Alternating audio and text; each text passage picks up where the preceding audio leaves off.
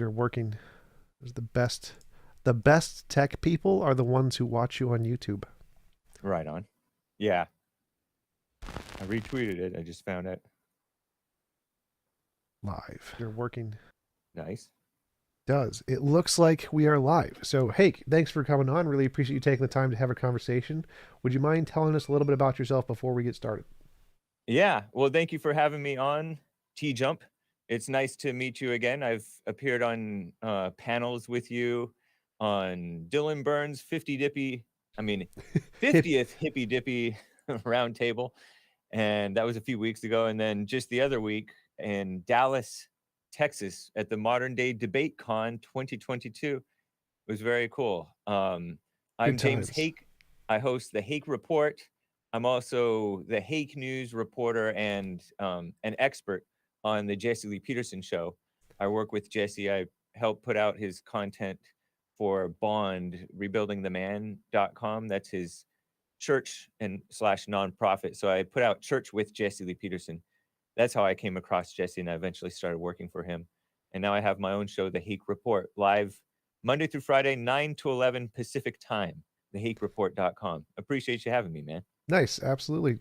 Great to have you on. And you have a YouTube channel, right? Correct? Yeah, I'm live on YouTube Monday through Friday. Hake is the name of the channel. It's The Hake Report is the name of the show.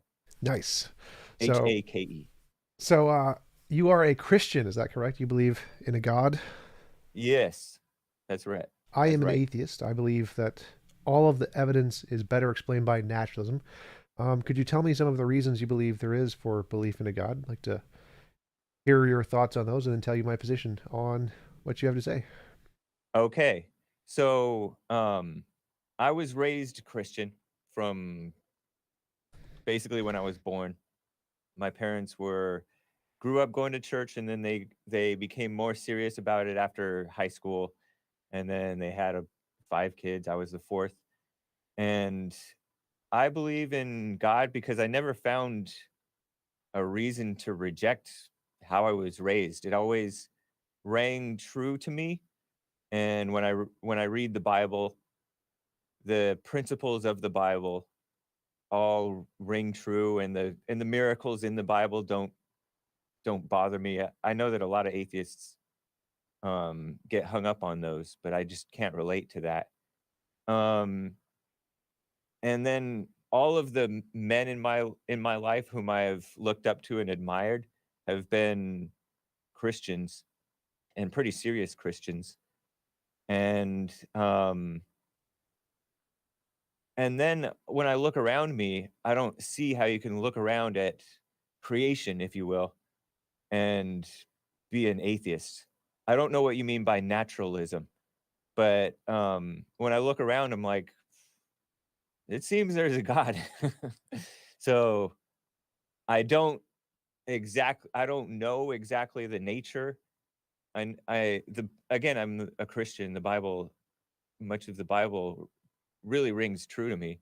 There's some stuff in it that doesn't really have anything to do with me, but that's, I think, pretty much why I believe in God, why I continue to quote unquote believe in God.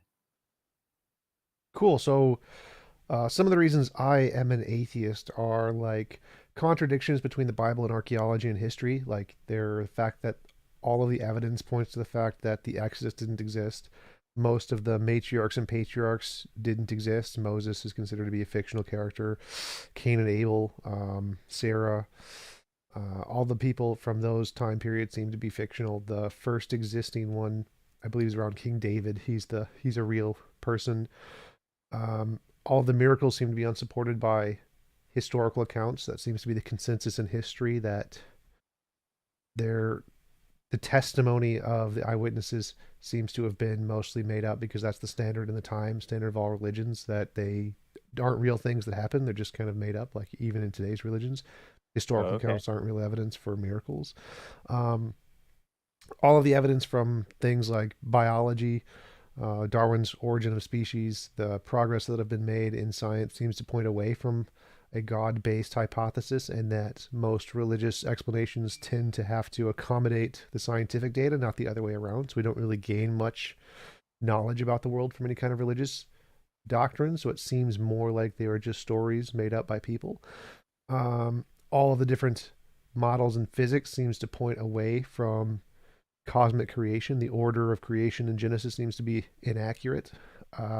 Prayers are not answered when we do studies, prayer studies. The rate at which prayers are answered are the exact same for all religions and no religion if you don't pray. So it's essentially the same as random chance. To me, it looks like the world is just naturalistic. You mentioned you didn't know what I meant by naturalism. Naturalism is just the Yeah. view that all there is natural, unguided forces, no ultimate mind guiding everything. And that seems to be the best explanation of all the different evidences we have around us in the world. I don't see why we would think there was a designer. You mentioned when you look around, you feel like there's a designer from something you see around us. What is it that you see that would indicate a designer to you? I didn't think of him as a designer, but I suppose that too. But just looking at how did this all come to be, it just seems like it would be from God. You know? Like, do you think about I don't know if how things started is important to you or if they always were, or what do you mean by that? Yeah, yeah. So I mean, why would you like my position is that yes, things must have started somehow in a way. Like there must have always been some existing thing, whether that's a god or a natural force like a quantum field. There has to have always been something. But I don't see any Yeah. reason to think that God or a mind would be that thing. It seems more likely to be like a quantum field is the more likely explanation. Like in physics, we have lots and lots of evidence of quantum fields being fundamental to reality, but there isn't really any evidence for non-physical minds creating the universe. So why would we prioritize or think that a mind is a better explanation of the origin of the universe than something in physics that we haven't discovered yet? Oh, I don't know. I don't know. For in other words, you're suggesting that there's something else that I don't know what you mean by quantum physics.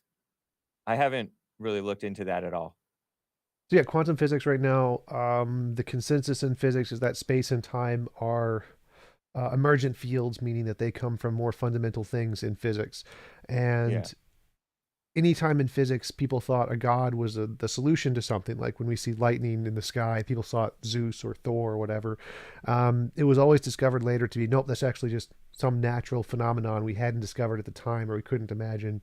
In the case of lightning, Oh, it was trillions of particles that are uh, different temperature cause that rub together when they move. Heat rises, cold falls, and it causes friction, and that friction builds static electricity enough to build electricity, which creates a giant lightning bolt. And I so see. the same thing would apply to the origin of the universe. Like, why would we think the origin of the universe is any more likely to be explained by a god than electricity or whatever? Why wouldn't we prioritize it's just an unknown, unguided natural force like all the other things that were thought to be gods? Volcanoes, earthquakes, stars, just everything. Yeah. Interesting. I don't know. I don't know why, I don't really have an answer for that.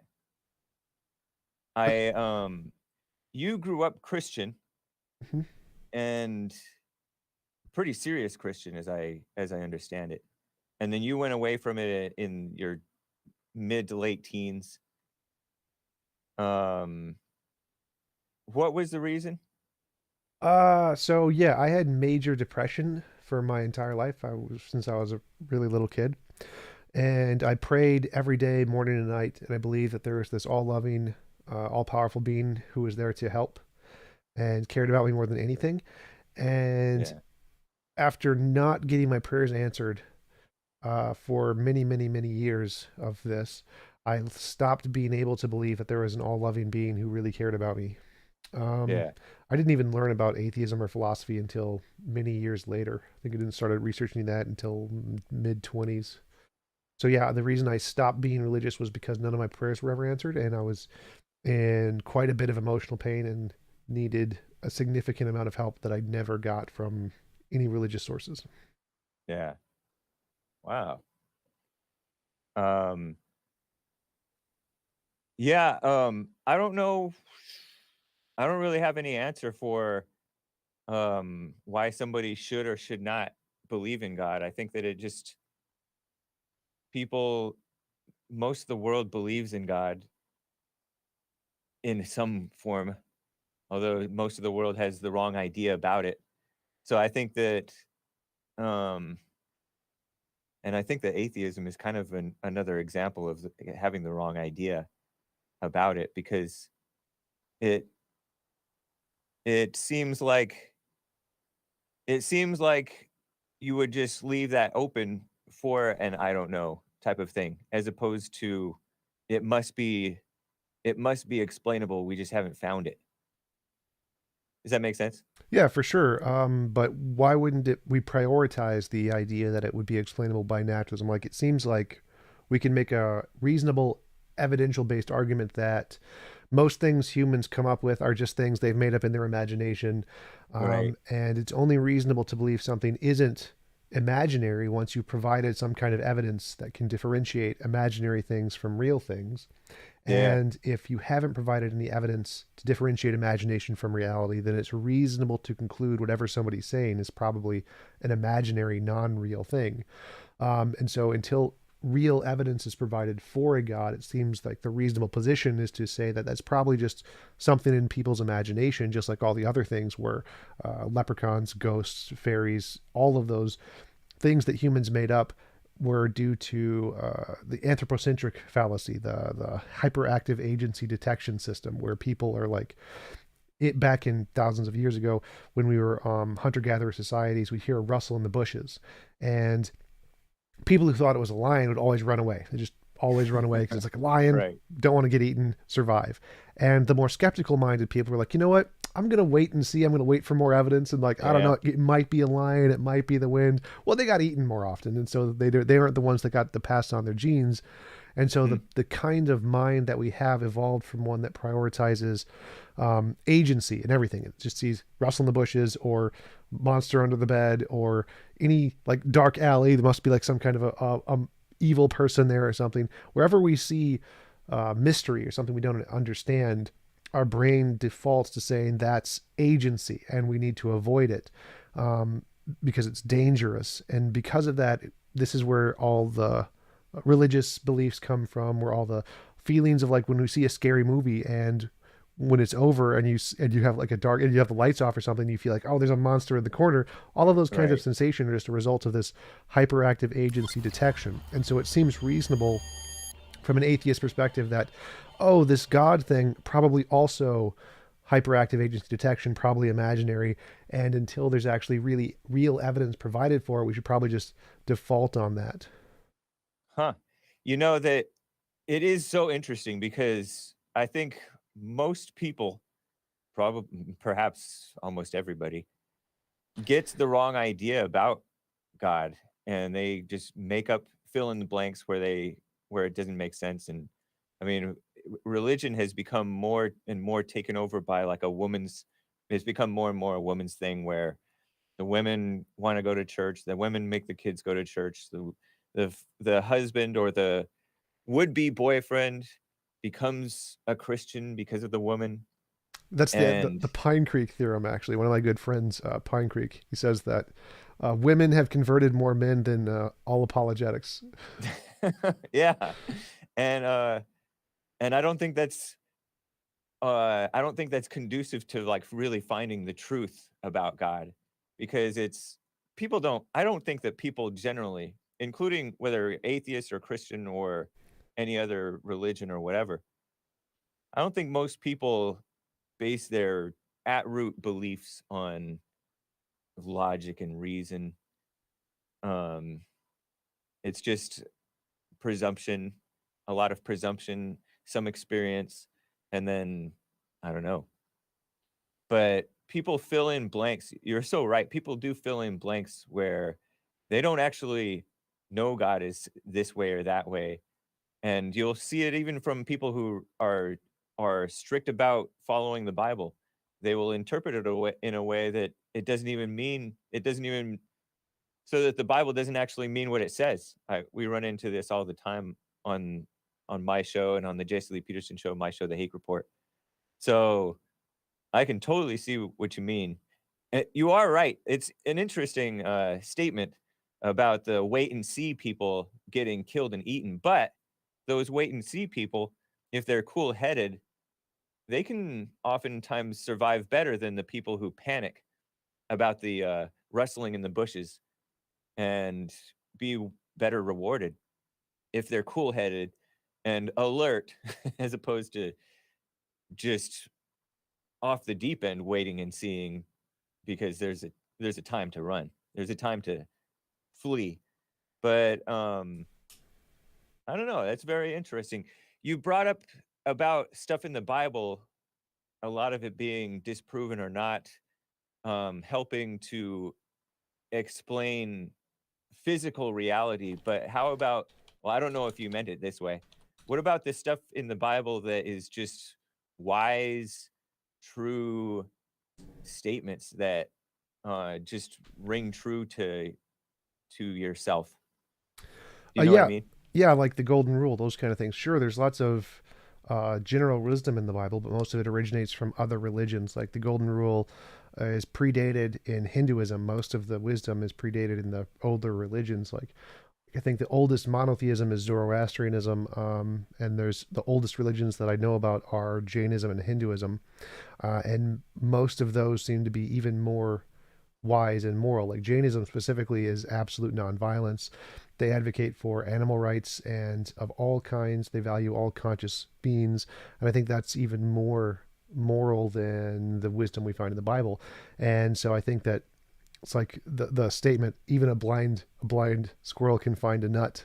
Uh, Yeah, there's a lot of statements in the Bible. It's quite a hefty book in general, and so right. there's got to be some statements that are probably pretty wise, while a lot of them are very not wise. Like my favorite quote in the Bible is 2 Kings 2:24. Do you happen to know that one off the top of your head? No, I don't know it off the top of my head. It's the one where um, 40 children are making fun of two bald guys, and God sends Oh yeah. the bears to go maul the 40 children. Great wisdom. I love the wisdom of that. So there Yeah, are watch out, obviously, kids. yeah, don't make fun of bald guys. It's like Right. it's the moral of the story. But yeah, so I think that even though there is some wisdom in some of the Bible, there's also a lot of not very good wisdom in the Bible too, like the "don't wash your hands" thing that Jesus said, or the mustard seed is the smallest seed.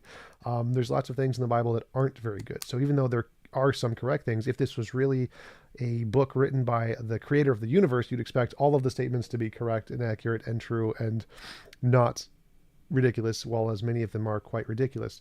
So I don't think that the fact that there are some good principles would make it meaningful to treat this as if it was a holy book or it was a guide to the universe. um, he didn't say that the he didn't did he say that this mustard seed is the smallest seed? Yes. I thought that he said if you have faith as small as a mustard seed, then you can move mountains or something like that. But I think I don't think that he said that it's the smallest seed. uh, Or somebody might, I don't know. Maybe some biblical scholars thought that it was the smallest seed. But I don't know of him as, I mean, that's not even a wisdom saying. That's just him making a point about faith, I think, as I recall. yeah, it's Well, the very next sentence is uh, it is the smallest of all seeds. oh, okay. Nice. Probably this was it the smallest of all seeds in that area? I think I don't know. I haven't researched that. I believe there are some that were rarer, but they might have been smaller in the area. But mostly, yeah, it was one of the smallest ones in the area that people knew about for sure. Nice. See? Um, but but his point was like it only takes a little bit of faith, and faith is interesting because people use throw around the term faith, kind of like they throw around the term quote unquote love, and I don't think that they know what they're talking about. And I see in your chat, I just happened to look down in your chat. Travis Statham says, "Define faith for us, Hake." I don't know. It's a good question. You think that Jainism is? You think that not harming anybody or anything is the most? Would that be in your objective moral? You believe in objective morality. Would that Yes. be in your objective moral? Yeah, it's in Uh, Jesus's also. So turn the other cheek. Like It's the same idea of that even when someone wrongs you, rather than hitting them back, you turn the other cheek. Jainism Uh-huh. just takes that to a much more extreme of don't harm anyone even if they're attacking you. So yes, I think that that is a more moral person. So if you compare two people, like imagine an attacker is coming to harm you, and one person like shoots them or whatever in self-defense, and the Yeah. other person just says, I will not harm you because I value life that much, that I will never harm someone, even someone who's attacking me. And he lets the attacker kill him. Like that person, I think, is a far more moral individual. Obviously, not the most rational, but more moral for sure. So yeah, I You think think that, so? yeah, definitely. I think that's taking it to like you could even argue that it's not moral because he won't even do that to protect people, innocent people, right? Or No, no? they will do it to protect innocent people because then they weigh the lives of the people to be harmed. But if it's Okay. just themselves, so if they're sacrificing just themselves, then they will do that rather than harm another person. And that seems to be extremely moral. That seems to be taking the turn the other cheek from Jesus very literally. Yeah, and I don't know if Jesus meant it like that. I don't think he did. Um, huh. Interesting. You said a few things. You said that people use the term God in an incorrect way and the term faith. Could you explain, like, what is the correct way to approach And learning love about God? Yeah. and love. I think that you have the right. Well, you mentioned the wait and see type of thing because people tend to say stuff is God when it has nothing to do with God. People will say, "Oh, God told me this. God told me that. I prayed to God and I talked to God." And really most of the time I think people are talking to themselves or to the ego, to Satan. And so I think that people should have more of a like what you said, wait and see and stick with what you know as opposed to assume. Does that Yeah, make for sense? sure. Is there, but is there a more like when we say wait and see, is this wait until after we die and see, or is there some kind of a No. methodology to like differentiate correct um, interpretations of God or incorrect interpretations of God here and now? I think that you can sense genuineness sometimes, or some people can anyway, in people. I think most of us are blind and stubborn, and we're going to cling to our favorite lies, and they're kind of almost chosen for us in a way. Like I don't think that we really. I don't even know if there is such a thing as thinking for yourself. You know what I mean? Um, Not exactly. so they say think for yourself. And so the liberals are saying, "Oh, I'm thinking for myself," and the conservatives say, "I'm thinking for myself." But really, I don't know that people are thinking for themselves. They hear information and sometimes it may change their mind, but for the most part, people aren't changed by so much information as every now and then, like there's an eye-opening thing. Something comes in at the right time to enlighten you or to change your mind. Like your experience with you grew up in this thing where you thought that you were going to be praying and healing from the depression thing, and then you kind of fell away from that. Like people's lives develop like that, kind of more naturally, as opposed to. I don't think that it's actually thinking for yourself. It's just thinking. Does that make sense? I Yeah, don't believe that there's like a. It's not. It's like not even a free will. It just happens to you. Does that make sense? sort of. Yeah, I think that there's definitely in group and out group biases where people just believe what their group tells them just because it's a part of their social cohesion thing. I think that's both on the left and the right, and in religious groups and in many atheist groups. But I would say that, for example, the atheists seem to be approaching trying to learn about God in the most genuine way possible. They read the Bible, they test prayer, they try to compare the statements in the Bible to reality. I mean, there's several studies that have been done on atheists' knowledge of the Bible versus Christians, and atheists tend to have a greater knowledge of the Bible because they spend a lot of time researching it because they take it very seriously. Yeah. And so, do you think that that is a good way to approach trying to learn about God, of reading the Bible, trying to compare its statements to reality, seeing if it has wisdom that you agree with or things you disagree with. Is that a correct way to approach trying to learn about God? Um, I suppose if you're sincere about it, people search in they say, "Seek and you will find," like in the Bible, I think it says, Hmm. "Seek and you will find when you if you seek with all your heart." And I I think if people who are really searching, they'll probably go they'll probably go in ways that are dead ends frequently, but I think that those who are really seeking will find what they're looking for eventually. Yeah. I don't know if the atheists are doing it in that way. Many atheists are like on a mission to some atheists are it seems like are on a mission to like disprove it or, like you said, try prayer.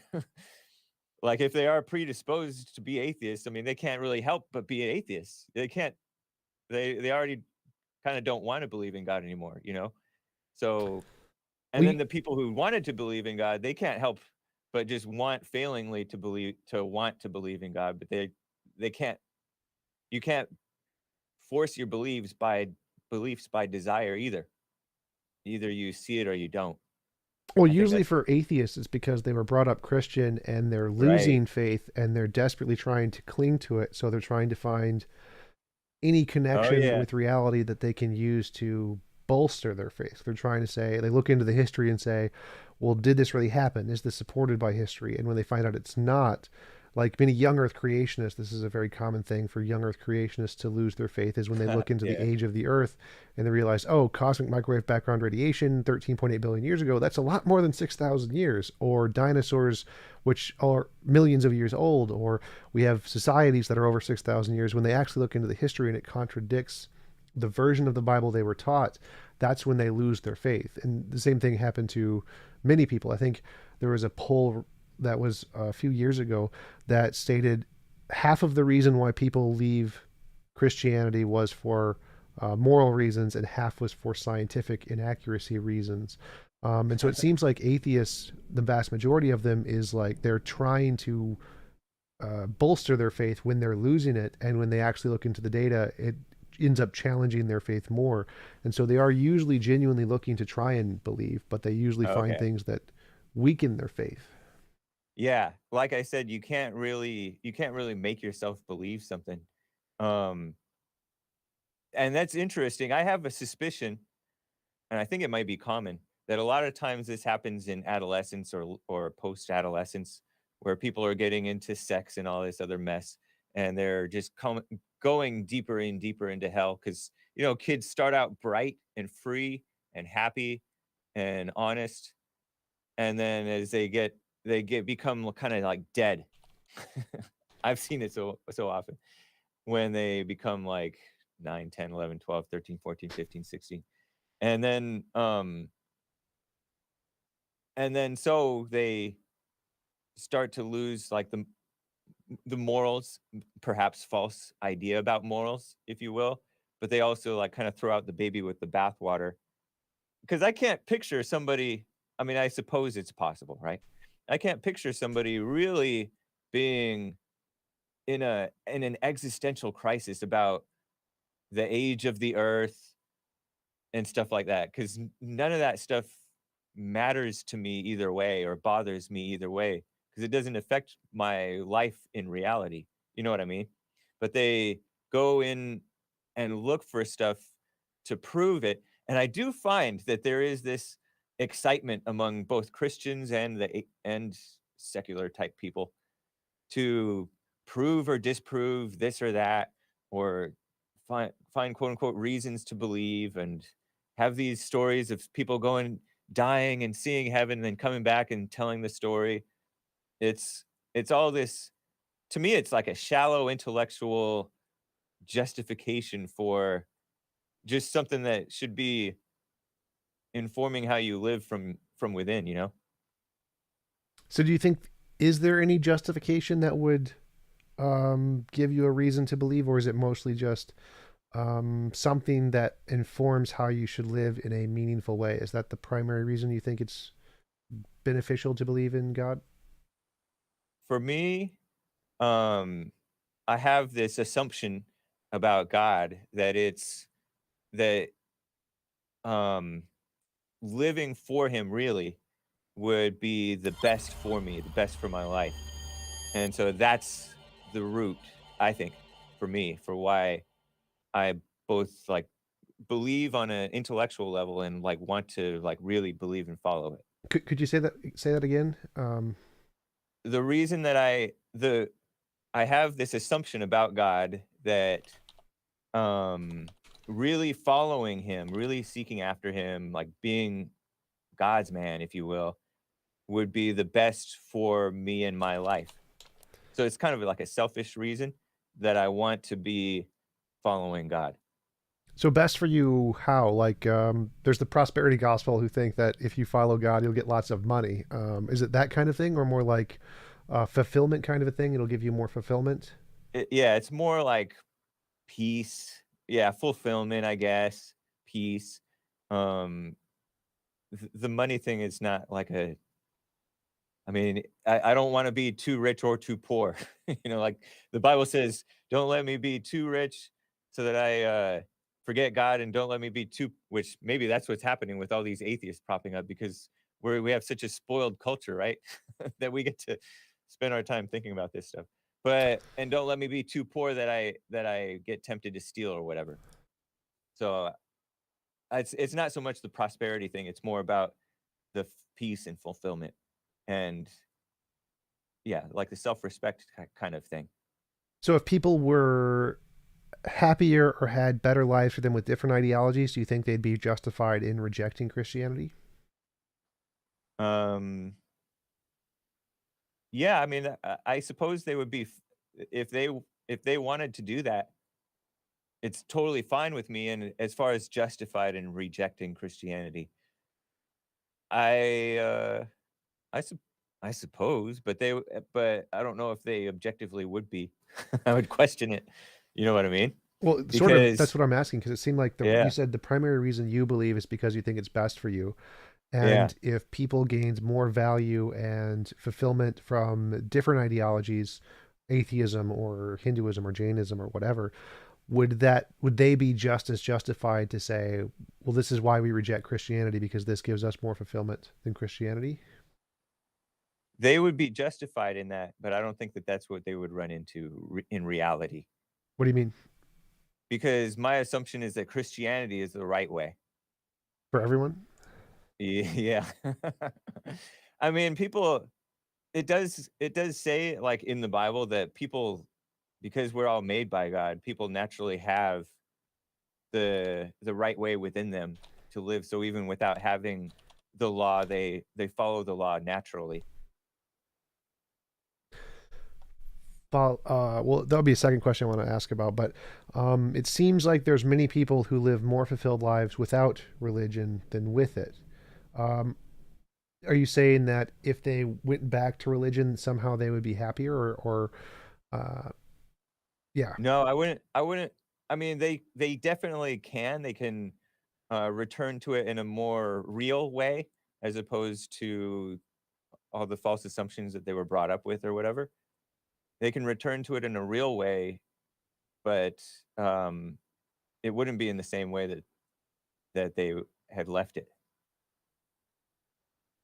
What is the real way? So how would an atheist return to Christianity in the real way that would give them more fulfillment than the current lives that they have right now? An atheist would uh, just have no. An atheist would have no assumptions and no pretenses What do you mean? Like, because people come to religion with all these assumptions and pretenses and God's gonna heal me from this and that, and he's gonna, I don't know, give me a wife or whatever. And that's not how reality works. So they'll be more based in reality, if you will. how could they be more based in reality? Because I think like the goal of most atheists is to believe as many true things and as few false things as possible, and so they build most of their ideology based on reality to the highest extent they can. how could they include God in that and have it be based in reality in a way that is more so than science? By being open to God, because science and intellect are pretty they don't have much to do with how people really live. What do you mean? Because science has a pretty important impact on how I live. TVs, It healthcare, insurance, cars, phones, cool phones. Yeah, those things are just like physical things, but in your like your morals, right? You believe in this objective morality thing. That doesn't I suppose you could say, "Oh, it's scientific," because I'm basing it off of observation and results and stuff. But science is just an observation thing, testing and observing. And that's what that's what life is supposed to be, is like test observing and living. Yeah, yeah, for sure. But I'd say that most atheists have tested and observed that the Christian way of life causes them a lot of suffering and they don't get fulfillment from it. And the atheist or other religions, they do get a lot of fulfillment from. So how could they go back to the Christian way of life and get more fulfillment from that? Because it seems like you're saying that you believe Christianity is the right way for everybody, but when they're actually living their I don't know if lives, I would put it on everybody, but because most people are gonna reject it and just not see it. But go ahead.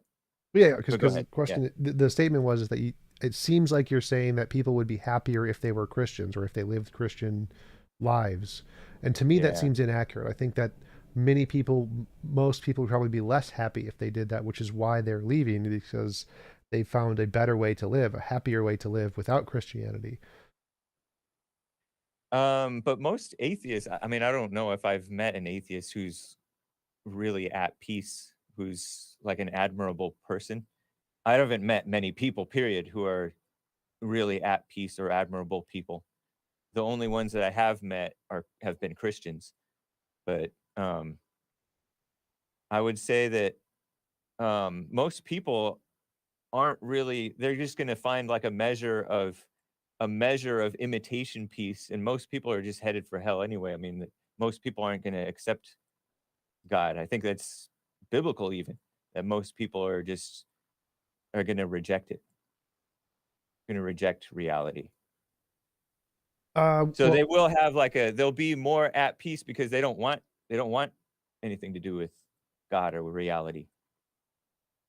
isn't that a contradiction with what you said? Because if being Christian makes you more at peace, then how can people be more at peace by being not Christian?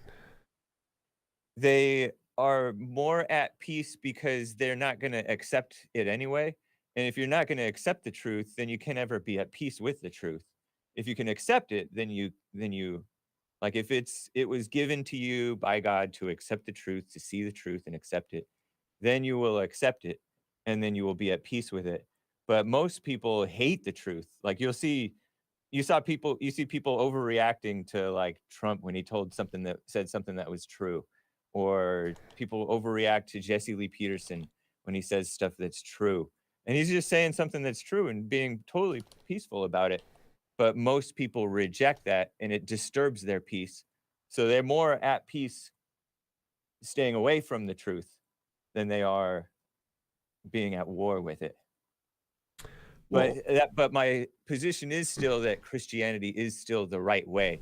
I wouldn't say that it's for everybody, but it's the right way, and it should be kind of imposed on the world, you know what I mean? Like, politically, like, the Christians should be imposing on everybody else rather than everybody else imposing on the Christians, but that's a separate subject, kind of. yeah, that does seem to tie in because it seems like to me the best way to assess happiness is like we were talking before, test and see. We should test the different ways, find out what works best, and then go with what works best. I think science. I'm a big science advocate, so I think that's the best way to do it. And it seems like a lot of people are going away from Christianity. In fact, the majority of the world is going away from Christianity because it works better for them in a lot of ways. It seems like Christianity is an archaic system that was beneficial for a certain people or a certain time period.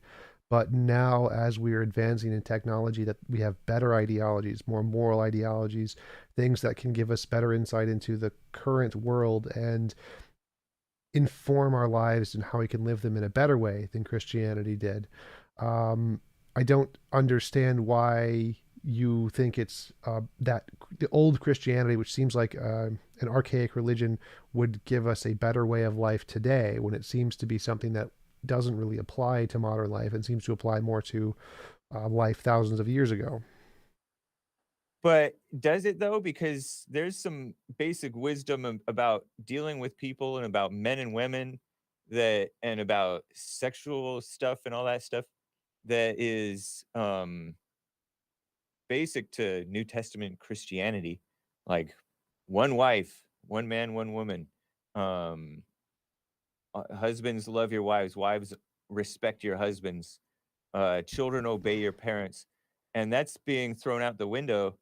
And yes, the rest of the world is rejecting that, but the rest history, as you know, I think, does this. It goes in like waves. So we're in a wave where we're just going down. As we're getting more and more spoiled in life, we're going downhill morally. And in your perception of scientific measures of happiness, which I don't know how you can really measure happiness because people are in states of denial and all that stuff. Like you and I argued about the transgender thing because you thought that the transgenders are feeling happier because they are making changes to their body and putting things in their body that makes them feel more at peace and have a greater so-called sense of well-being. But these are not things that are based in reality. It's based in like a scientific study of statistics on people's feelings rather than rather than and we're bending more towards like communism, atheism, globalist socialism, and there's a major divide among the people in many of the countries on whether we're progressing or falling into hell. So a few things there would be like the measure of happiness. Like we can scientifically measure happiness based off of fMRI scans of the brain. Like we can measure if you're in a heightened level of stress by measuring the amount of cortisol going to your brain and how that deteriorates your brain if you experience too much of it. So you can have certain conditions if you're in a heightened level of stress too often, like people in war. Soldiers would experience this where they're in such a heightened level of stress, it deteriorates their brain. That's how they get PTSD. So we can measure a level of comfort and uh, emotional sanctity of a person by the amount of chemicals in their brain and the fMRI scans to see if they're relaxed. Like we do fMRIs on people meditating and yogis, and they seem to be at an extremely relaxed state with lots of serotonin and very little cortisol, and so they seem to be a very healthy mental state in the Buddhist and Hindu meditation realms. Whereas people who are worried about a god seem to be much more stressed, especially about the afterlife and relatives relationships with the being, all kinds of things. So it seems like we can actually measure happiness and stress very scientifically by measuring brain activity levels and chemicals in the brain. And so we can know that this ideology or this method is better for people's psychological health and well being than this ideology. So it's not just internal asking about people's emotions, but more looking at fMRIs, looking at the brain scans to know what a healthy brain looks like versus what an unhealthy brain looks like. Just like we can look at an unhealthy lung and compare it to a healthy lung, we can see the different patterns in the activity to know which one is good and which one is bad. And it seems like so we can actually measure if someone is doing better psychologically than other people by their brain scans. Like depression can be measured by these things too. So it seems like we can determine that yes, this person is doing better than they were when they were a Christian, or this person is psychologically more healthy when they go through a transgender therapy or whatever. We can measure that scientifically rather than just doing asking them about how they feel. Interesting. Yeah, I mean, the people have the wrong idea about Christianity, so they start thinking about stuff that they start getting into their imagination about the afterlife. Um, why not look at the root, question the root of not to harp too much on the transgender thing because it's a side topic, but why not look at the root of the transgenders, why they feel this way that's detached from reality? like their mothers, their parents, their upbringing, stuff like that? Oh, that is Or do people definitely, look like that? they do. This is so Robert Sapolsky, professor, Stanford. He looks into all kinds. There's all kinds of research on this about what causes people to develop the certain kind of psychological aptitudes that they have, and there's this massive, massive study. It's a twin study with I think 16,000 different twins, where they found these all over different countries in the world, and found twins that were separated at birth. So like one was given to adoption, one was kept by the family, and they compared psychological trends of those two individuals as they grew up and when they were adults. And they tracked this over 20 years. This was a 20-year study over this just massive, massive group of twins. And they found that a lot of the things that develop in their psychology is mostly due to their biology. It has nothing, like their upbringing is completely different because they're in completely different families, completely different social situations, different monetary situations, different education. All these things are different, but but when they grow up, they seem to have a lot of similar belief structures because a lot of their structures are determined by their biology, unless they go over severe trauma. So severe trauma can definitely change that, or significant amounts of happiness and joy can change that. But since the average human being, essentially, as long as you're in a first world nation, is decent in general, the outcome is more tended towards biology than from social impacts in the world in their upbringing. So things like transgender have been identified as natural phenomenon in the brain, just like other kinds of psychological phenomenon. It has nothing to do with upbringing as much as it does certain kinds of pathways that are developed because of gene connections. You think gene connections? What about the state of the mind of the mother or the state of being of the mother during pregnancy? I wonder if has that been looked into? State of being, like, yes, like if the mother is in a higher level of stress, that doesn't really cause transgenderism as much. It causes other things. It can cause Mhm. depression, anxiety in kids.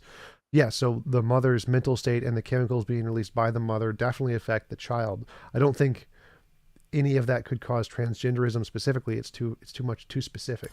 Yeah. There's definitely impacts that can happen, and I know that if the mother is too stressed, that can cause a huge negative impact on the psychology of the child for sure.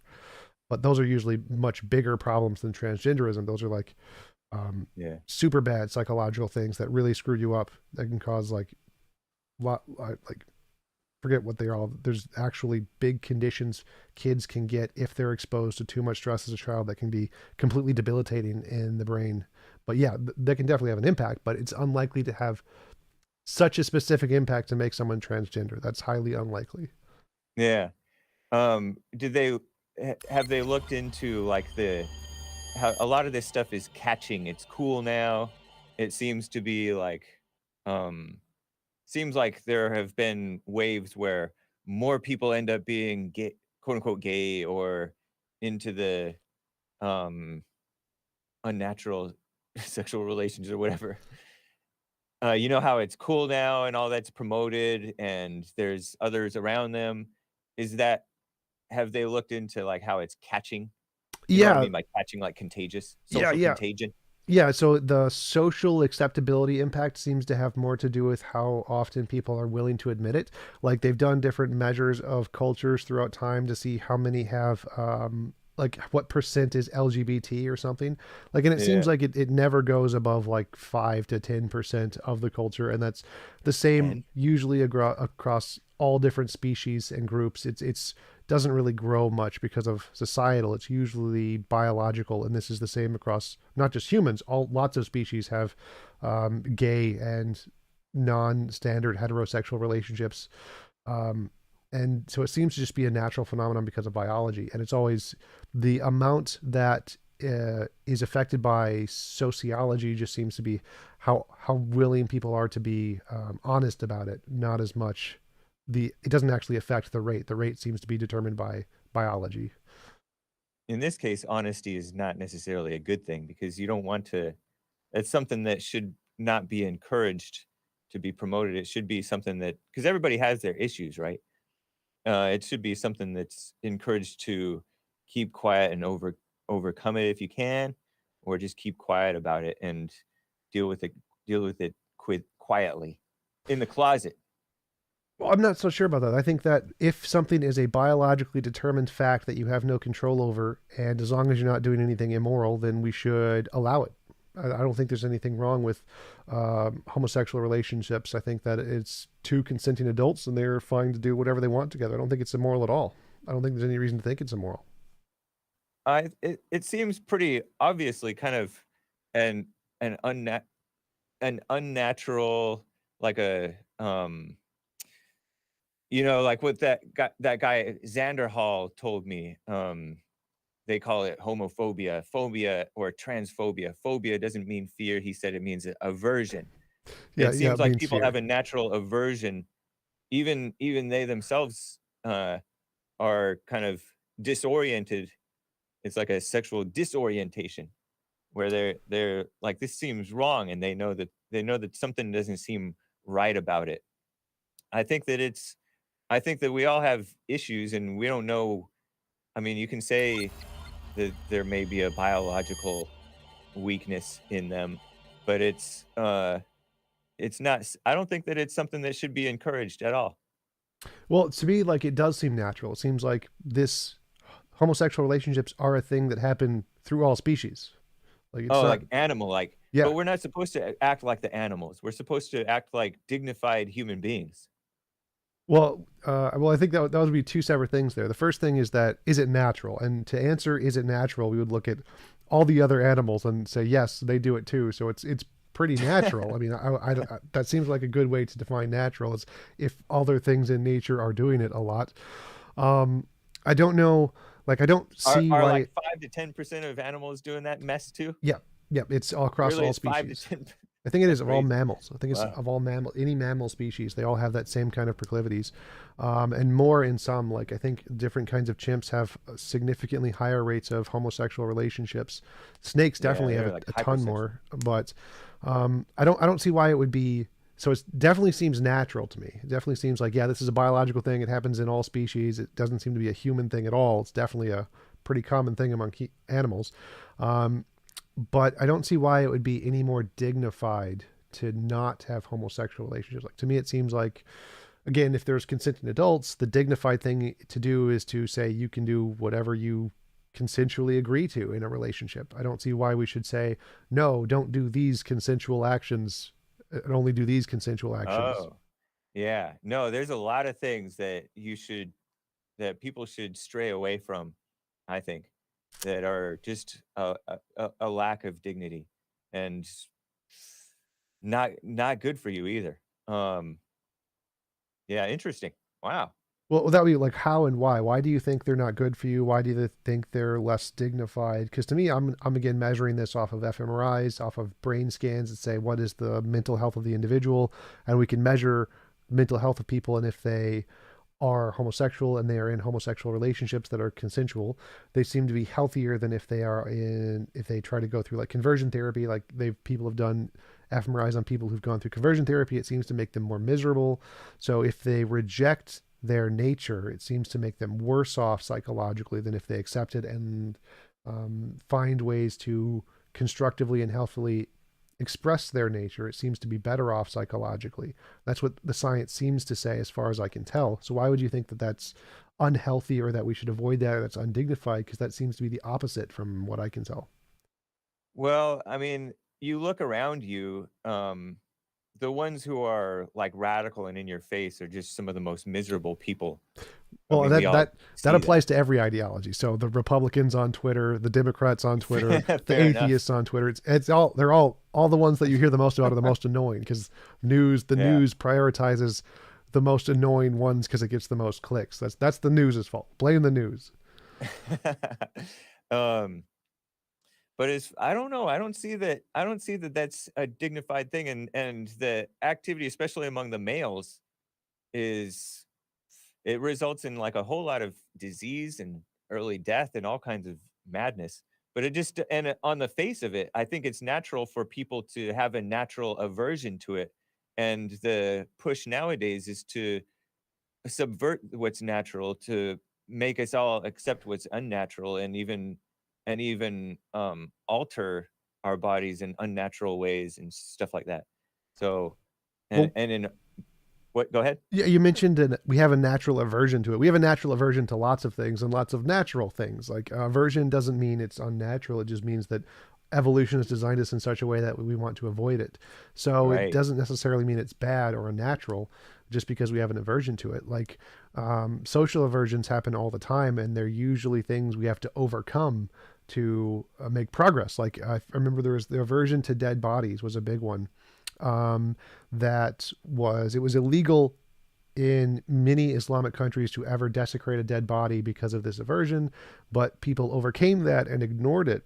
And the Islamic priests were making the exact same argument you are. No, this is unnatural. We have this aversion to it. We shouldn't be messing with dead bodies.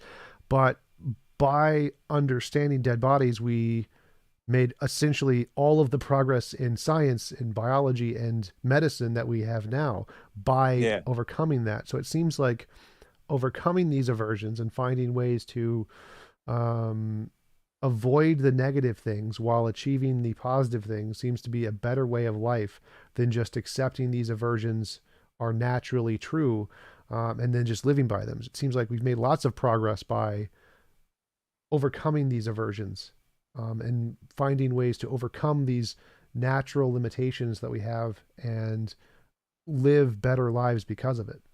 But most people should avoid dead bodies, and when I say aversion, I don't mean taking it to like extremes. You still treat people by as with decency, even if they act like undignified animals. But you still that that's I'm not saying that you don't treat people well. I'm just saying that that I don't see how that I don't see how it's been beneficial to society to be all embracing and accepting and promoting of this LGBTIQ madness. I'm not sure what you mean. It seems very beneficial to the individuals that we allow to have No, happy lives. no, it hasn't been beneficial to them. How so? They've embraced they've embraced their perversions rather than showing respect for society and hiding them. Right, and they are happier, so they live happier lives. So it seems like that's better. Like I Ha- mean, you could say happiness is deceiving. happiness is deceiving. Yeah, How? we all know this. I don't know this. I don't understand. How is happiness deceiving? I don't get it.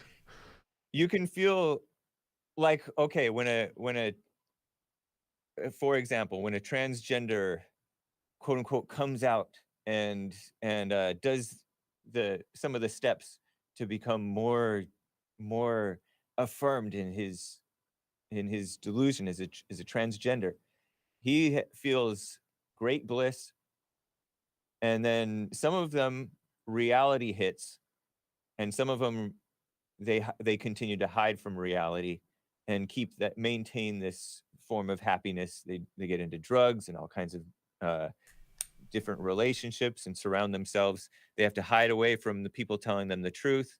They prevent you from misgendering them because you can't expose them to reality. So people have a people live a lie in order to maintain happiness. That's not the ultimate goal. This this feeling of or this SMRI thing. What did you call it? F- fMRI, functional fMRI. magnetic resonance imaging. Yeah, The thing measures brain activity. Like that because seems oftentimes, yeah. Go ahead. that seems to be a pretty reliable way to measure happiness. We can see like we can measure how your brain is, what the chemical composition of it is, like what's going on, what are the developmental stages of it. Does it look like a depressed brain or a happy brain? Because we can compare the differences in brain structure, and we can compare it over time. We can say, okay, after 10 years, after 20 years, how does it look? Is it healing or is it becoming more damaged, more like a depressed brain, more like a happy brain? And we can see the patterns in the psychological structure that yeah they're like happy normal brains now rather than super stressed depressed brains that they we can literally compare for transgender people or for gay people who are honest with themselves and live out the lives that they value, whether they're like a more healthy brain or more like an unhealthy brain, just like we can compare a smoker, whether it's like a healthy lung or an unhealthy lung. And it seems like that people in the LGBT community who are accepting, get into loving relationships, have regular lives, are more happy than those that don't, that go into like conversion therapy or rejection and denial. Those people seem to be much worse off, specifically in Christian communities where people being gay is seen as a sin because it's in the Bible. If you're gay and Christian and you see it as a sin, this seems to cause a great deal of stress and cause your life to be miserable when we measure fMRIs. Whereas if you reject Christianity or reject that aspect and become like a progressive Christian or something, you seem to be much happier off and have a better standard of life. And we seem to be able to like literally measure this in the brain. Yeah, because they can't overcome it, so they just accept it. But still, I think that they are quote unquote honest with themselves, but then they can't allow the Christians and the normal people to be honest with them, and then they start these hate speech laws, and now everybody can't be honest anymore and speak freely, and we no longer have freedom of speech.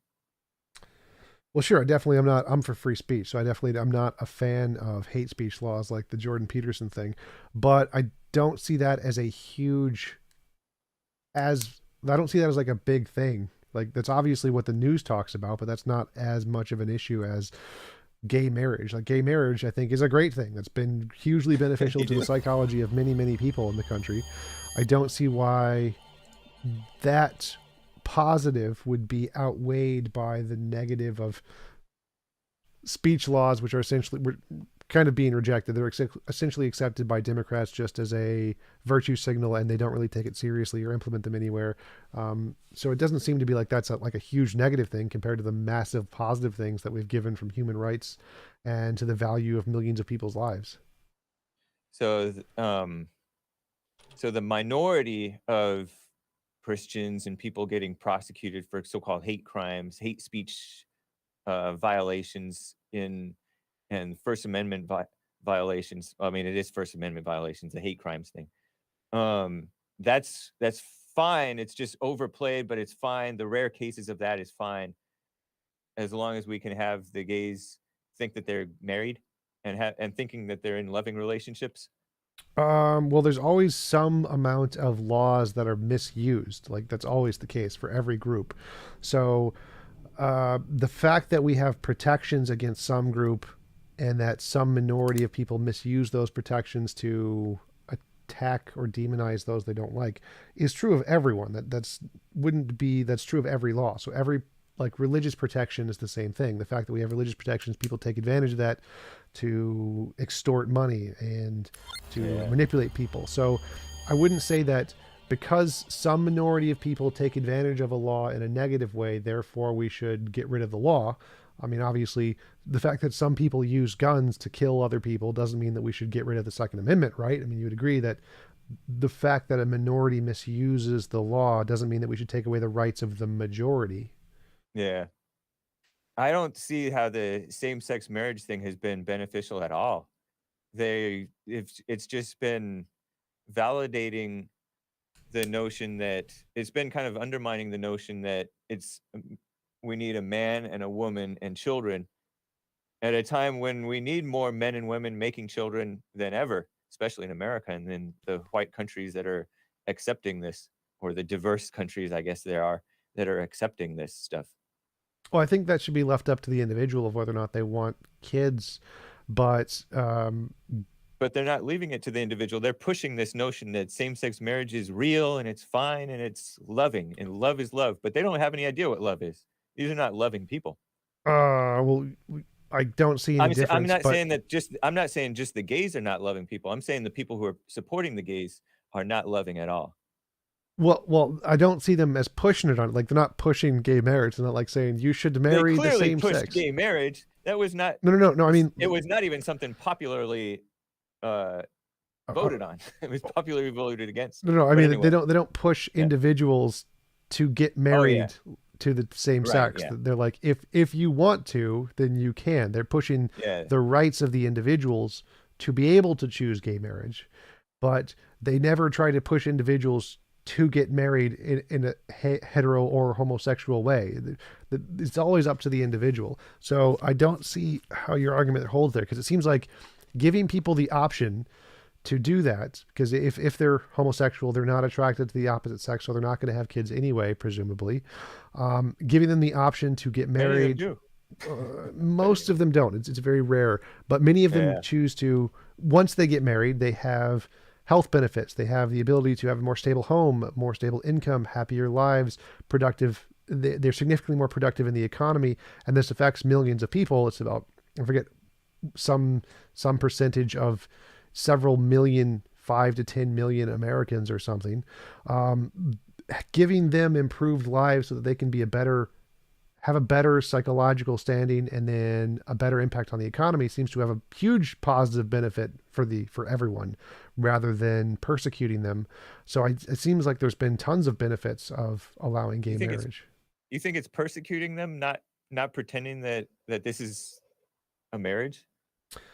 Yes, because it seems to be like there's no real functional difference. Like, it just means two people who love each other, who are building a family together, and use that as a way to have financial and social security. It doesn't seem to be any different.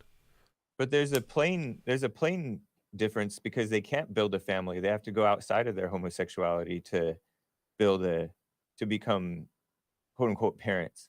Well, so do people who can't have kids, but that's also a thing. Like, many women can't have kids, but they still adopt, so they can still build a family. Like, I don't see But any that doesn't difference. make but that doesn't make homosexuality. There's a big difference between that and homosexuality. Uh, We know that. from the perspective of like what A benefits man the and a woman can have economy. actual sex. A man and a man cannot have actual sex. They have to have some weird kind of thing. From the perspective of an economic benefit, the economic benefit is the same either way.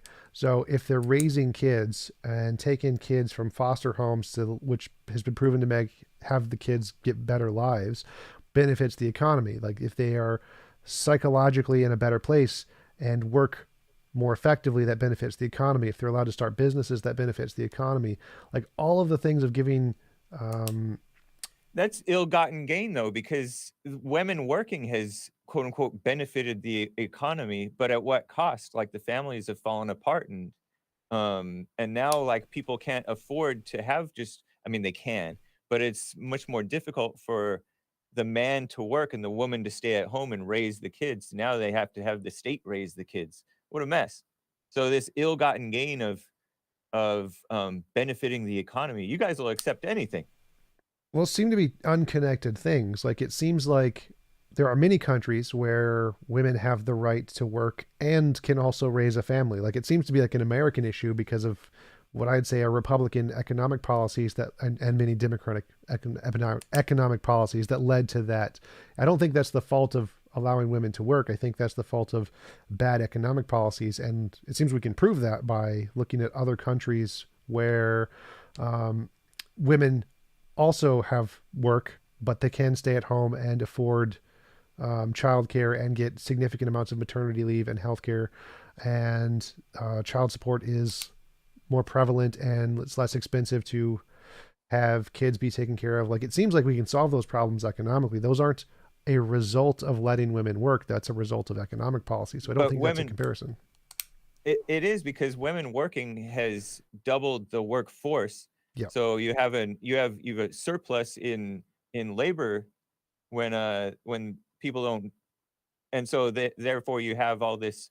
They have more money coming in, but they're able to pay less, and yeah, I mean you can bring in more subversion and socialism and government being the daddy and government being the mother taking care of the kids and stuff like that, or whoever subsidizing it. But I think you're turning things into more and more unnatural and going away from the family, which is going away from the best of civilization. Well, what do you mean by the best of civilization? Because to me, it seems like we are right now is the best of civilization. There is no better time to be alive ever. It's interesting times, that's for sure, because people are spoiled. They're all into there are delusions and perversions, and there's all kinds of evil being accepted and promoted. It's sort of a soft evil, a nicey nice evil, as opposed to like the old school manly evil of like killing and pillaging. Although I think that's quite a bit of that is actually happening. Nice evil. Um, But there's a soft evil and there's a hard evil. In you know, and then there's like the babies getting killed out of sight, out of mind. We don't have to worry about it. But if you show them, it triggers some people. But there's a lot of interesting things going on. I will grant you that. well, what are your thoughts on what I said about this seems to be the best time to be alive ever in human history ever, based on any standard? It Would you say that it's is there a better it. time? I have no idea. I have no idea. I don't know my history. Um, and I wouldn't want to change it anyway. I live in this body and I live in these times, and I wouldn't want to change it. I like the challenge, and I like the benefits too. Well, I'm It's just going back I on what you said, where mhm, you said you didn't see a benefit to all these things, where to me, I'm seeing lots of benefits. I'm seeing like all of these things seem to be adding progress to human society as a whole, and that we can see that human society is getting better as a whole. And we can see that if we look across history, it seems to be worse in pretty much every respect in the past because we didn't have these things. And as we do become more technologically and intellectually advanced, we do expand the scope of morality to things that we thought were averse before. Like the same arguments you're making are the mhm. arguments that people made in hunter gatherer societies and when they wanted to stop women from working, and all the different conservative viewpoints prior to today always said, no, we shouldn't change things. We should keep things the way they are. But it Mhm. seems like changing things have made the world a significantly better place, like in every way. Life expectancy, less war, less death, less crime, more happiness overall. Every measurable respect, more technology, more scientific education, less dogma, less bigotry and racism, less persecuting Oh people for gosh. no reason. It seems Uh-huh. like comparatively, the way things are today is better in every measurable respect to the way they are in the past because of these reforms that we're adding in. I don't see why we should prioritize the I don't think past. Go ahead. Yeah. Yeah, it's because it seems like you're taking ideas from the past, like the Bible and like um, women's rights and other things, and saying that we shouldn't have these things because it was better in the past. But it doesn't seem to be better in the past when I look at the past. But you and I weren't there, and maybe those people who were protesting those things were seeing things that were wrong, that were changing, and there were a lot of benefits too that maybe they didn't see or whatever. And yeah, we are living in a spoiled. I don't know if you agree with me that we're living in a spoiled society. I don't think anybody could really disagree with that though. Well, if by Um, spoiled you mean you don't have to like go out and kill animals or you starve to death, I mean, I'm glad I don't have to go hunter and die. I'm glad I don't have to give childbirth without any kind of protection of like doctors. I'm glad I don't have to just suffer and die from appendicitis because we don't have any medicine. Like, yeah, we're right, spoiled in the sense that we have lots of protections against nature, which is trying to kill us. And in that sense, yeah. I'm glad we're very spoiled in that way. And But so we have the ability to live longer, but also wronger. So spoiling is both beneficial in that in a lot of the ways that you described, but it's also enabling, enabling of all kinds of like all kinds of uh to repeat the word perversions and just mess and needless infighting and misery. And I think women are more miserable today than they were, I don't know, 50, 60 years ago. I don't know if they can measure it beyond that. But the women pretending like they're men and trying to be men and trying to compete with men has not been, I don't think that it's been really beneficial to women spiritually or so-called psychologically or whatever, or kids or men. I think that there's a lot of misery, uh, even with the benefits that you said that we have. But those benefits, I think those are technical, logical benefits and stuff like that. And I don't see how you can say that us throwing in this promoting the gay as right and promoting the LGBT stuff and all this anti-racism stuff. I don't think that you're even for really this anti-racism madness. Um, I'm definitely I don't see against how you can racism, say but that. I'm not for the super far left wing stuff. Like I agree that super SJWs are not my thing, but I can see, Yeah, we can compare our culture to other cultures that still have that where women can't work, like Saudi Arabia.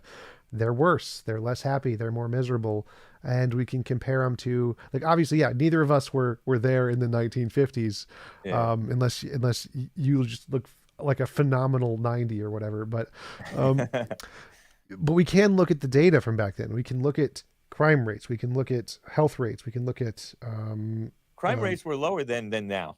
In the 50s? in some cases, and in some cases, no. Yeah. No. So in some cases, not in all cases. In some crimes, not all crimes. And actually, crime rates have been going down, especially murder rates have been going down for 40 years, 50 years. So we're actually, I think, almost at the lowest crime rates of murder rates ever. I mean, they've kind of come back up again, but you're talking about with the crack epidemic, Well, I'm talking where about like the in the night. 80s, 90s, Yeah, yeah. in the So 80s and 90s, it was just off the deep end. yeah, yeah. So it Um, seems like our crime rates but are in the actually going 50s, down. like in the 50s, from the 50s to like the 65, it spiked like crazy, especially in like California, even not just by population. When you go by per capita, it went crazy. And that was part of this um going into the single motherhood thing and this whole push to believe in the racism thing, or the excuses that they've given blacks to be out of control. Oh, you can't help it, it's just racism, and the cops are racist. You're not wrong for being a criminal. And they're again, this feminism, the single mothers, the fathers being absent or just too weak to deal with the mothers because they're just hell to deal with. It has not been a good thing. Oh, but right. So there was a rise in crime, and now it's going down. So It's if the going down, but at what cost? Because they're turning them all gay. to be exaggerating, but well, if turning them they're gay turning them causes the into like crime more rates, effeminate, soft, turning them into soft evil. Now they're just evil SJWs who, and they're getting away with breaking a lot of laws, by the way. But yeah, I mean, and crime is going back up again in the mm, last nope, several years. still going down. Yeah, it is. Still like like It's as going you up. mentioned, there are waves. It goes, but the Yeah. trend is down. It's very, very down. But I don't really see if turning people gay lowers crime rates. That seems like a positive aspect of being gay, not a negative aspect, or being Well, effeminate. I'm exaggerating. I'm just turning people into like this womanly, nicey nice patty cake type of evil where people are just have turned in. And oh man, sometimes the LGBT, there is a lot of What is um evil about being effeminate? Like I'm not seeing the evil here. I don't know what the soft evil is that you're describing. um a soft evil is like passive aggressive, just nasty fighting on Twitter and all that mess, and just to be Well, I got to those are be honest. evils, and it's not killing, but it's still pathetic, and it's not good for society. That seems like quite an improvement. So we've gone from killing and rape to yelling at people on Twitter. I think this is a product Well, of I'm saying improvement. that, but there's plenty of just evil people, people on drugs and pot and just too dull to do anything. There's there's plenty of violent crimes to this day, and there's plenty of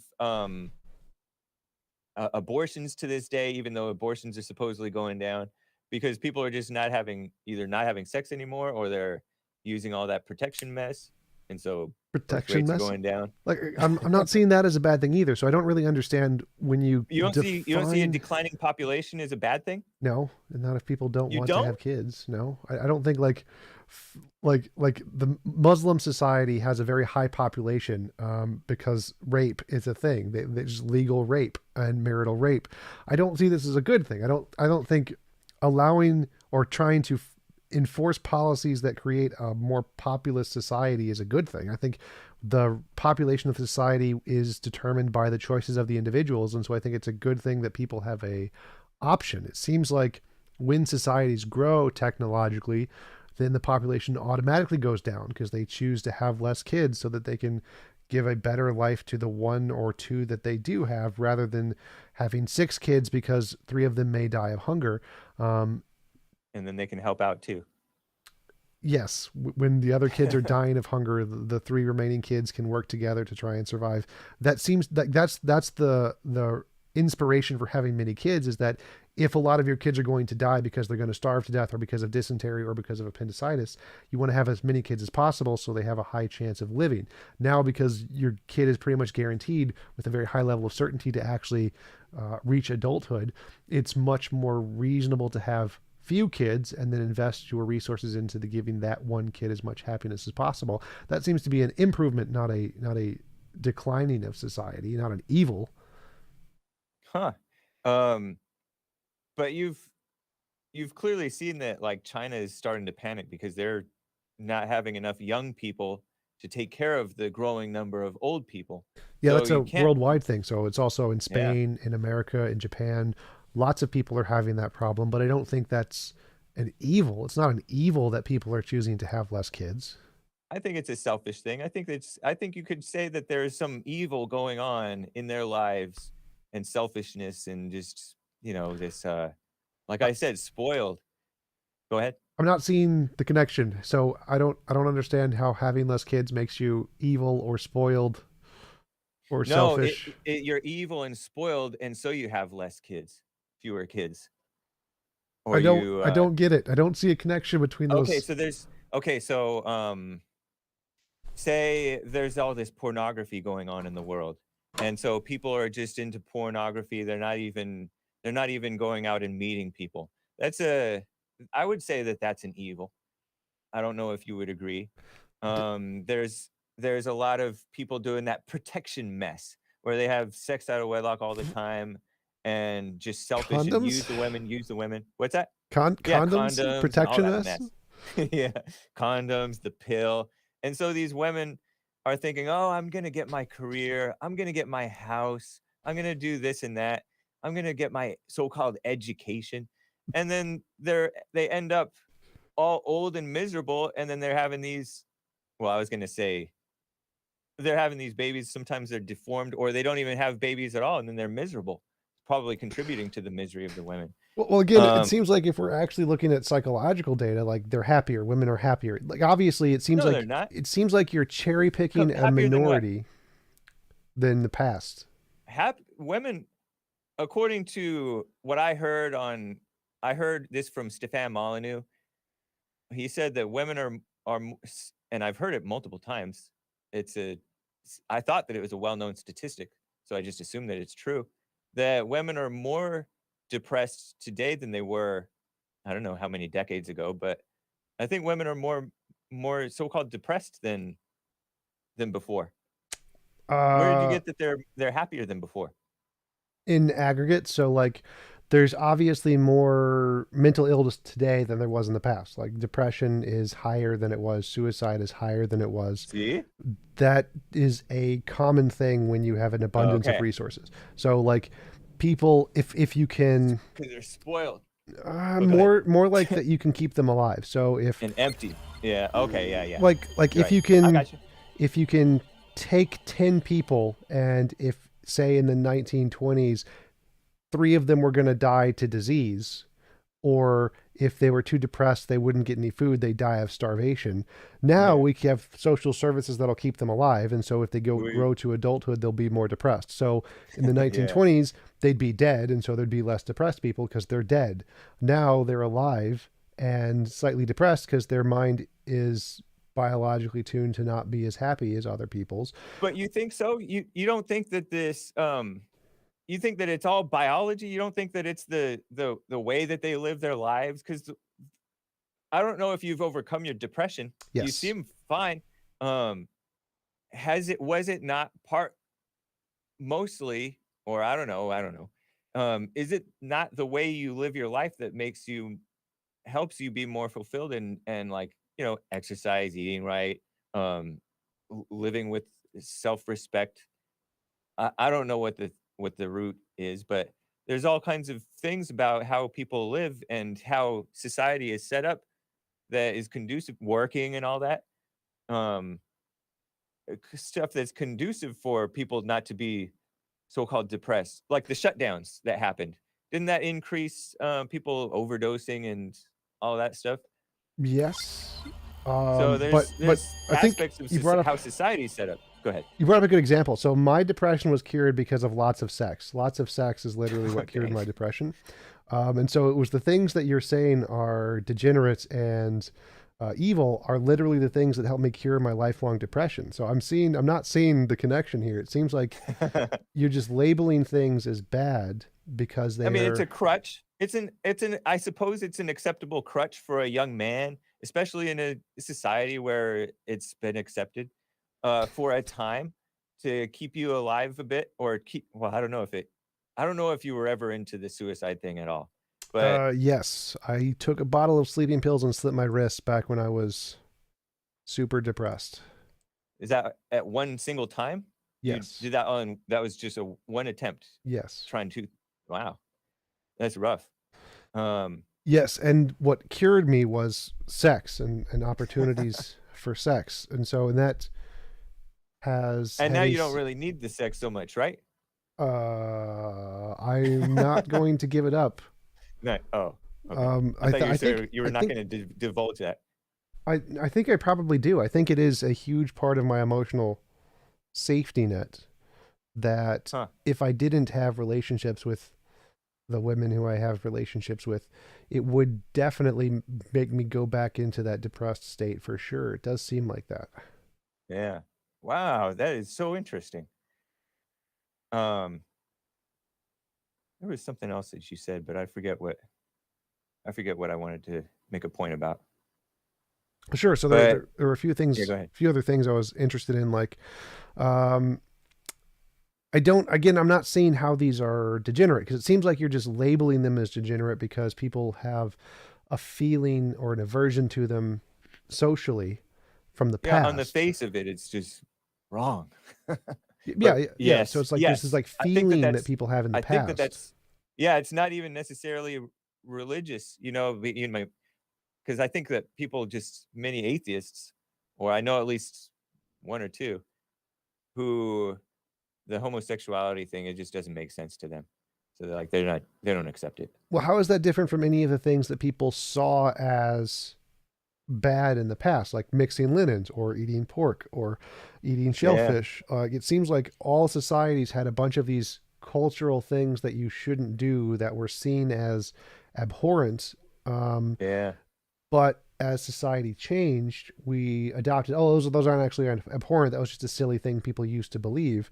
And there are many things like that that you believe today that you take for granted as normal that 100 or 200 years ago people would say, oh, that's horrible, that's evil. And especially in Christianity, yeah, just in Christianity alone, the Christians of 1,000 years ago would be abhorred at the many of the things you do compared to what they thought were appropriate. And how is your belief that these things are abhorrent any different from their belief that all the things that you're doing is abhorrent? And why shouldn't we be equally as okay with changing the way we treat society today as we were in the past, because it seems like it made progress? Because you keep mentioning that you don't see the progress that's being made.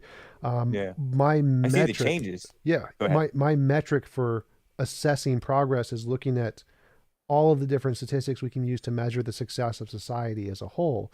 It seems like we've seen tons of progress. I see everything as progress. I like Steven Pinker wrote a great book on the topic, The Better Angels of Our Natures, where looking at all the major statistics that have been changed over time through these kinds of moral progress, instances of moral progress, eliminating slavery, women's rights, LGBT rights, workers' rights, animal rights. These things seems to have had lots of overarching effects on society because as our moral scope increases, it affects the way that we build our societies to make it a better society overall.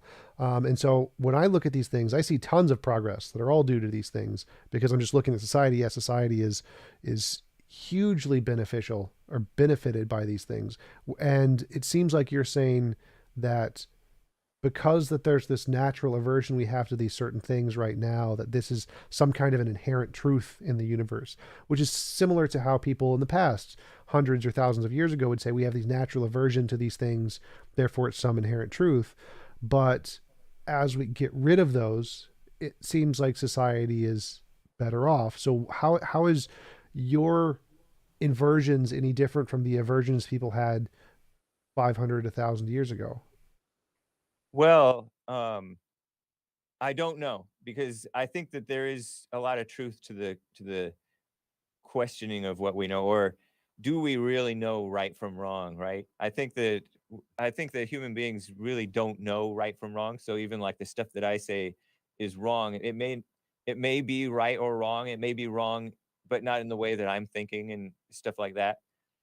Even in like the Adam and Eve story in the Bible, God forbidded, he Forbade. forbidden Forbade is correct. forbade Adam from and Eve, I think, from eating from the tree of knowledge of good and evil. And so there's this push to like get all this knowledge and figure out good and evil, and and it may be quite misguided on the part of many of the Christians, many of the people who are for the traditional or for the natural aversion way that I just expressed that you're questioning, and as well for the people on your side who think that these things are progress and are good things. Those things that you laid out and you say that they've been measured, I don't know. I have no reason to think that. I don't think that you're lying to me when you say that they've been beneficial for people's minds and stuff like that. But maybe they have been beneficial in some ways, but they've also come at lots of costs that I don't think that you can really deny.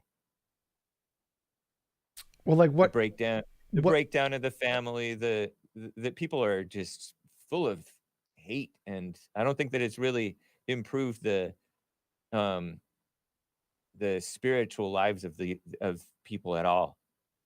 And a society is more divided than in a long time. I don't know about how we were when we had the Civil War, but that was pretty divided it on was that. pretty Yeah. divided.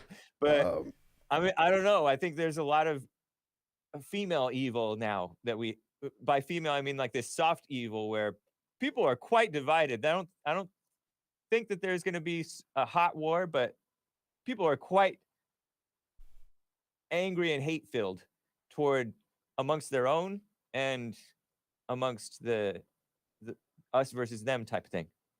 well, if you're going to list like any statistics, any scientific statistics, could you label any of them that actually showed a regression or a loss of progress in society? Any scientifically measurable statistics? I think that families being together is supposed to be like a pretty good thing. And families are not together anymore. In fact, people are not even making families in some ways. They're just making babies. And so the children born out of wedlock, the number of I think there's like 60 million babies that we've killed since 1973 in America. There's things like that. The divorce rates is out of control. Men are miserable, women are miserable. You say they're happier. I don't know. I don't know where you're getting that. Um, maybe they think that they're happier, or like the okay, fine, whatever. But I think, but when you look at the families and the children and the respectability of the average man that you see, I think it's kind of undeniable that there's been those costs. Well, like I meant, so measuring like the progress of a society, we usually use things like life expectancy, education level, quality of life, availability of food, those kinds of metrics that we're actually measuring how someone's life is going based off of, seem to be the ones that are important in assessing are we making progress or regress. So whether or not people are, Education level, yeah, that comes with a big asterisk.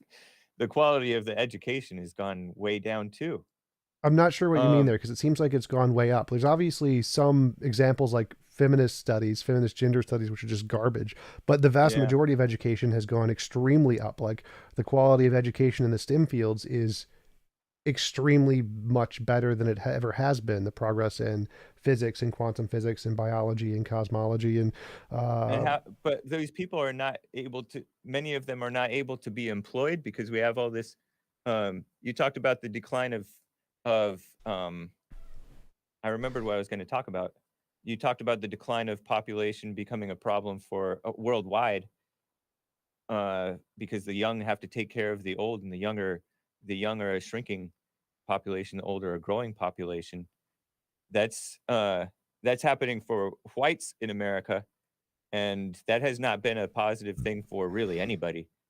Um, so but the education, I don't think that a lot of, okay, maybe they're able to make amazing technological things, but they're coming out morally decrepit. They're into this anti-racism thing.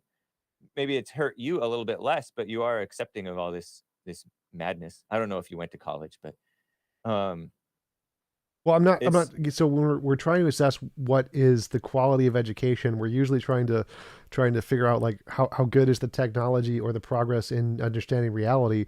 Whether or not you agree with their morality wouldn't have anything to do with the effectiveness of their education. Their education is well, still the far education better. teaches, but I know that the education teaches them a false version of morality, and then they come out in debt and unable to get a job. And what use is that education Not in for STEM them? fields. In the STEM fields, like so in all of the major fields of Hmm. education, like I agree there are some that are terrible, like arts or feminism or gender studies, but that's a Yeah. minority. The vast majority of science education, science, technology, engineering, mathematics, those kinds of fields are extremely high paid, extremely well educated, making significant amounts of progress in the world, winning all kinds of Nobel Prizes. There's tons and tons of things that seem like in every one of those fields, education seems to be better now than it ever has been in the history of humanity, without Haven't I exception. heard? Haven't I heard that there are engineers who, or something, who are having difficulty finding jobs? I'm not just talking about the so-called liberal arts or whatever, the SJW degrees. Not that I know of. I don't think there's a shortage of engineers. Engineering is one of the degrees that is the highest paid and easiest to find a job in. I think Huh. only second to like graphic to programming. Programming is like the highest, easiest one to get a job in. Um, Yeah. so yeah, the STEM fields are all usually They say learn to code. yes. You get a um, bachelor's, you get a job at like six figures. maybe I'm thinking of some less SJW type degrees, but there's still degrees that it's I don't know, maybe they're bringing in all these immigrants, and now the American kids who are graduating college. I've heard that American kids graduating college, not necessarily doing gender studies or black studies or whatever, are having a tough time. And then they have this student debt crisis because they're subsidizing just makes everything more expensive, and it's stupid. What a racket. Yeah, those are usually the But arts and theater degrees, and there's a lot of those. I don't know. I don't think we should yeah. offer those, but all of the STEM field is yeah. You pretty much guaranteed to get a job if you go into STEM. STEM is like very very. So then you agree with me that that there is some drawbacks to this spoiled society because we've come up with these sham degrees and tempted these students, oh, everybody should go to college. What should I major in? Major in this. And then they're left out hanging. So that's a negative in society Sure. There's lots of that did not exist before, I think. um. I think there were worse things before, like you were forced to go into your parents' housing and you died if you didn't get enough food. I think so. I think that there are definitely like I don't think society's perfect. Obviously, I think there's lots of things we can do to Yeah. improve it, but I think that the negatives that we see today are far better than the negatives we had in the past. So I think that, as I said before, I think today is the best time to be alive for any human ever. And I don't think that any of the progress that we've made has had greater negative impacts than the positive things it's produced. So obviously there's like if you spend money in one location, you're not spending it in another location. And so there's going to be a benefit here and a detriment there. But the positives that society has been made seem to be definitively better than the negatives. in every way that I can think of. So obviously, I don't think we're perfect. Clearly, we're not perfect, but it seems like we're getting closer to being perfect, not further away from being perfect. Do you see America lasting much longer? Yes, quite a bit. I think that Interesting. most What do you? of the Yeah, go ahead. political dissent and disagreement is just politicians gaming the system. I don't think most, if you look at the actual policies of Republicans and Democrats, there's very little different. They don't disagree on I know. anything when it It's a comes shame. to economics, to like workers stuff, to unions. They don't do anything, and they're happy to not do anything on any of those because they pretty much agree on all of the major economic policies with very little difference. And most of the things they talk about are just showmanship and playing to their base. So I don't think that from the politician standpoint, there's very little they disagree on. So I don't think there's going to be a huge war in America to change any of that. Um, do you see like the quality of the military declining because not because of the technology's maybe great, but the quality of the people. No, I don't think America's military has in any way depreciated its effectiveness at all. The opposite. I think there we have gone down because of technological limitations. Like our ship production has been crap recently. We invested way too much into ships that are built on new technology that has been unproven instead of more ships. China's invested into more ships. So our technology, our military is declining because of technology for sure. Isn't That there a is, lack of what about the lack of training and the poor and the lowering of the quality of training and the diminishing of stuff like that? I've heard that like Navy people, as a small example, on ships aren't trained so much in firefighting. And so like there was one story where they just completely botched after botched steps in fighting a fire and it was disastrous. I think that there's a lot of and they're allowing the LGBT mess and the women and it's just and they're lowering the standards for the women so I think that our readiness and I think we're just able to be laughed at now and there's a lot of incompetence along with this moral corruption that is growing. I think it's rotting inside. I think that we're kind of rotting, spoiled rotten, right? Rotting from within. I'm not seeing the problem there. Like the fire thing was a technology issue, not knowing how to deal with the pneumatics on the ship, which were broken or something, because it was new technology. You Um, familiar with this story? one of them, there's probably more than Oh, one, okay. but Yeah. the training issue, like obviously in the Navy, you don't need the same kinds of standards you do in the as you are in the Marines or in the like Navy SEALs or something. So obviously you don't. The standards are technological. In the Navy, most of what you're doing is messing around with technology. So you need tech requirements. And so they're changing the requirements to be just like any job today is changing the requirements to be more tech savvy rather than military minded, pull trigger, shoot gun kind of a thing. And so that's not a bad thing. That's a good thing. You need that. You need to change those requirements because the job in the military now is more technology driven. So I'm not. I'm thinking that's a good thing, not a bad thing. We want to change the standards in the military, especially the Navy, to be more technologically based, and the Air Force. I don't think we've changed much of the requirements in like the Navy SEALs, the Army Rangers, or any of the primary fighting force. The Those elite. are, yeah, Yeah. those guys are still the same or more ridiculous than they were before. So I don't think there's much of a difference there.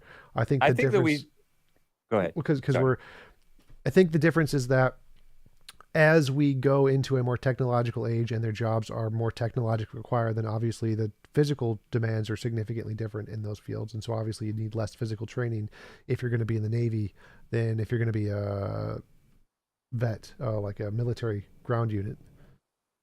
Okay. Um, are you familiar with what's going on in South Africa where The the taking of the media and the land. politicians yeah, the media and the politicians decades ago, I remember seeing like end apartheid. We pushed South Africa to end their apartheid where the whites were ruling and the blacks were segregated. And now it's the blacks ruling and they're taking the land and the crime is out of control. The child-headed households are out of control. They have HIV or had for a while anyway, AIDS and HIV as a problem, murder through the roof, rapes through the roof, and the blacks are hating the whites and they're hating and killing each other, and they are taking the land without compensation. And it's kind of a get back at the white man and do what he did to us, only worse, seemingly. Are you familiar with all that stuff or any of that? Yes, so I remember in South Africa after the apartheid, there was the policy of the South African government to take white farms and give them to black owned owners, and that had a disastrous effect because they weren't as trained into how to run the farms, which caused significant amounts of crop failures and starvation and poverty, which then led to all the things you're describing. Was that South Africa or was that Zimbabwe or both? Both. Okay.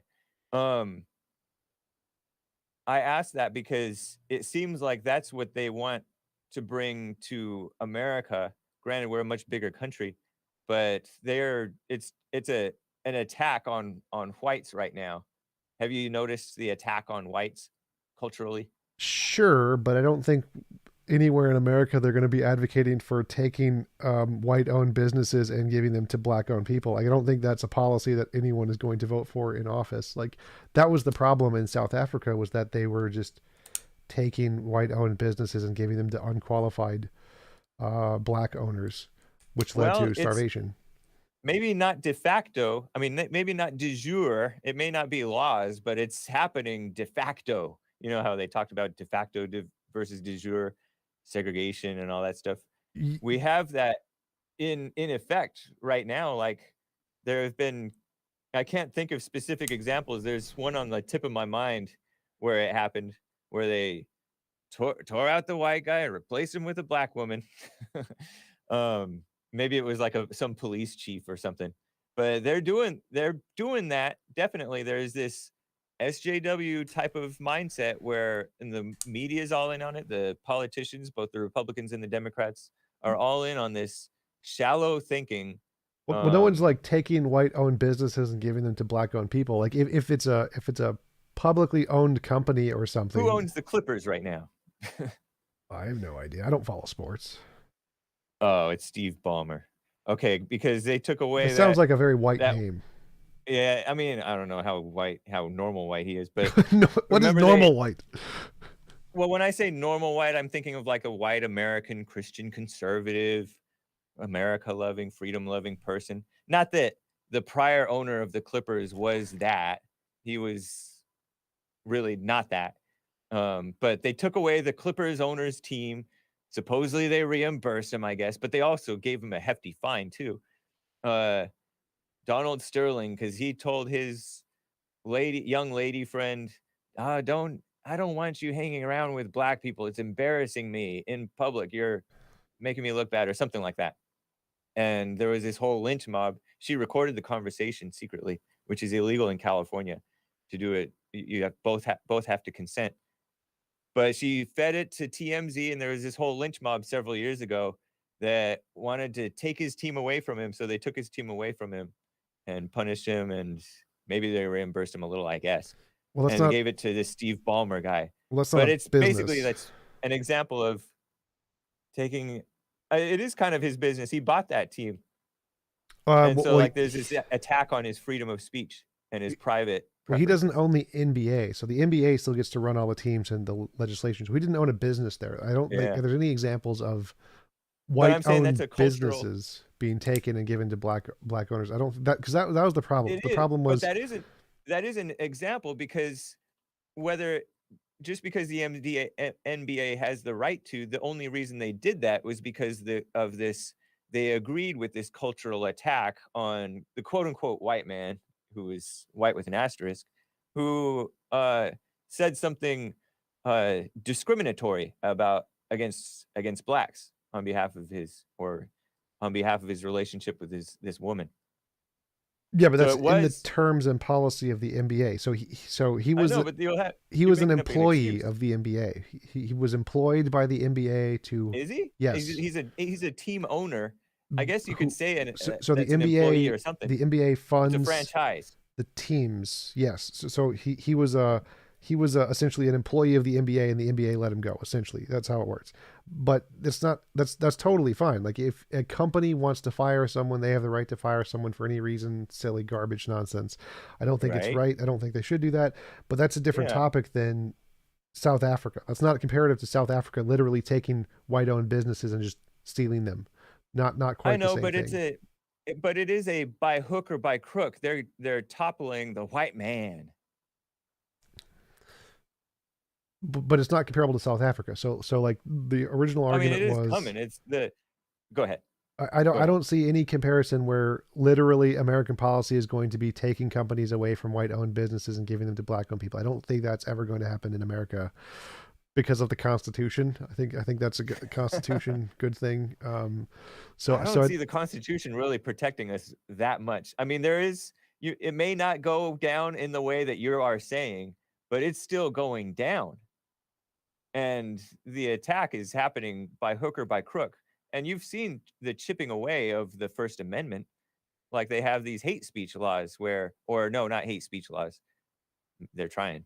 They have hate crimes where you assault somebody and you get charged for assault, but you assault somebody while saying the N word, and all of a sudden it's a federal crime, and the feds can come down on you with this hate crime thing, violating your First Amendment right to say the N word. You have the right to say the N word. You just don't have the right to hit somebody, charge them for the crime, and not for this fake idea of racism. that's because hate crimes used to be a very common thing, and it was to protect a very large group of people. And so, overall, even though, yes, I agree there are some misusages of that, I think I'm a big advocate for free speech. That overall, that policy has been a very good thing for society. It's benefited us greatly. Hmm. Yeah, I don't like anti-discrimination laws. I think those are a violation of free association. Um, I think that we need more. I think that we need more freedom to because they're trying to enforce a false version of love for one another, and that's such a mama mindset where you get along and you guys are going to be together and get along. Whereas a more laissez-faire attitude about it is more about what love actually is, where people have the right to express themselves And not love? and not love. Yeah, people have the right.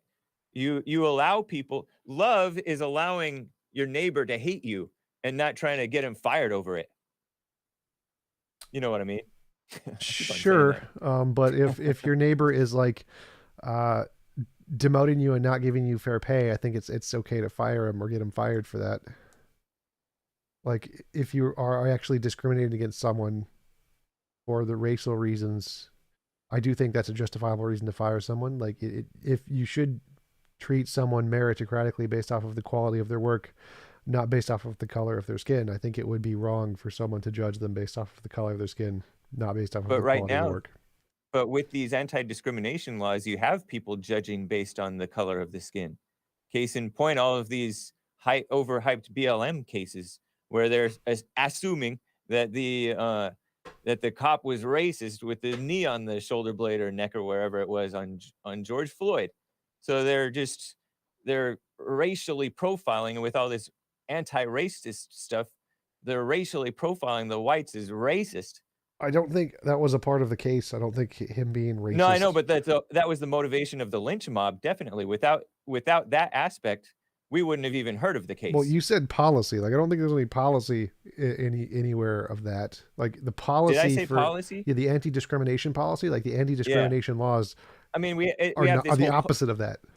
but the anti-discrimination laws help they influence the culture. They justify the people in thinking in this way because we have a whole corrupt culture, more corrupt I argue than during the Jim Crow mess. I think we have worse than Jim Crow today. Well, I'm not seeing the connection. So the The culture of policies the people, the culture of the people. Um, the policy of so-called same-sex marriage was forced on us by the so-called Supreme Court. That changed a lot of people's minds. So policies affect people's thinking on things. People don't really think for themselves. So these anti-discrimination laws justify people judging the whites as so-called racist when when they have no business judging the whites in that way. They need to look at themselves. So so my argument is against the policies as well as this anti-racist culture, because I think that they both affect each other. So your argument is that the policies that are against discrimination are bad because Mhm. people could use them as a way to see false discrimination. Yeah, I mean, we shouldn't have anti-discrimination laws at all, I don't think. At all. So what do you think we should do if someone never gives a raise to a black person? That's fine. That's between him and the black person. You don't think that's a bad thing? Mm-mm. No. If it is, I mean, it's his right to do it. It's his business. You don't think it would be better for the economy if we gave raises to people who are better at the jobs? Like if we compared two If companies. we are the ones giving the raises, we can give the raises as we see fit. And it's, I mean, a mutual good deal between two free people is better, I think, than the government meddling in your right to make that great deal between the two people. Right, but remember when you said that you didn't see the positive impacts for like the economy or whatever? If you compare two companies, one where they're forced to give raises to people who do the jobs better, and one where they give raises to I forget what it's called, to family and friends and not to workers, hard workers or whatever, wouldn't the one that is forced to give raises to the ones who do the job better be a better company overall? It'll be more successful. I suppose so, but you're comparing like two bad examples rather than like the best examples. You know Best what I mean? examples. You're giving me the worst example of discrimination. Oh, nepotism, right? As if that doesn't happen today anyway. And then you're giving me this, which what I call bad example of forcing people to give raises and forcing people to give minimum wage. I don't think that we should have any of that. Well, minimum wage. I mean, I'm also against minimum wage. I think there should be a Nice. pay cap for CEOs and shareholders based on the number of employees they have. I don't think it should be a minimum wage, but I think Cool. that um, See, I knew you were logical a little bit. That's why I was surprised to find out that you were an atheist, because you are so like I told you this before. You're like soft spoken, calm, logical. Although sometimes the stuff that you say is shocking. Um, I I guess it feels I mutual. I feel the same way about you, Hake. I believe most people do. But it's But ironic anyway, that you say that because actually the highest level of scientists, only like not 80 something% are atheists or something, and in philosophy 75% are atheists. So of all the academic fields, the higher up you go, the more atheists there are. But but you admitted that if a company was to reward people for their being more successful or being right, by better at their government job, force, you said. Uh-huh. sure, that would be a Yeah. better thing for the economy. And so it seems like if the government enacts that policy, that it's illegal to give raises based on skin color and you have to give raises based off of productivity or whatever, that would be a benefit to the entire economy of the country that implements that law. That law would be a good thing for the country, wouldn't it? It would be a good thing, but I argue that it would probably be a pretty unnecessary thing in a society where business owners are acting in any way in their own self-interest, in the Yes, business's interest. if business owners were perfectly rational and not emotional human beings, because humans are all emotional, yes. But that's why we have laws, because people are emotional, and so there are times where we need to make them not allowed to use their emotions so that they can make more rational decisions, and that's kind of what laws are for. Like red lights. Red lights are there because people don't want to actually think through the process and actually want to use their emotions and be like, oh, I could get there faster if I just run the red light, which is more of an emotional thing, not a logical thing. So laws are there to try and override your emotions and make you do the logical thing, when you normally would do the emotional thing, or when some percentage of the people would do the emotional thing. So that would be an example of a benefit that these anti-discrimination laws would provided for our country that we wouldn't have if we didn't have those anti-discrimination laws. Is that Are you are you sure that that's the case? yes, that's why they were implemented. Like the anti-discrimination laws and the rights for African Americans has benefited the country by giving them significantly more education and providing more scientists, more engineers, more people who work in the field, which we wouldn't otherwise have if they didn't get those opportunities. So yes, Huh. I don't know about that, man. I think that one's been pretty proven solidly. That was kind of I mean, all of society was on the upswing already.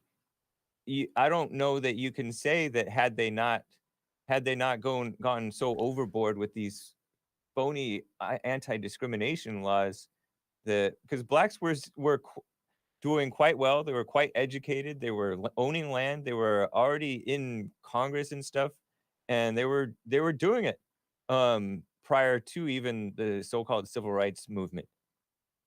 well. I mean, obviously, I agree with. Every Do you know Go ahead. Thomas Sowell? Thomas Sowell. Sowell? Yeah, Yeah, yeah. yeah. I agree with his argument that a lot of the social security things are the reason for the regression of the black community and other communities. But that wasn't the black rights thing. The black rights still had a positive impact. It was the social security stuff that had the negative impact in those cases.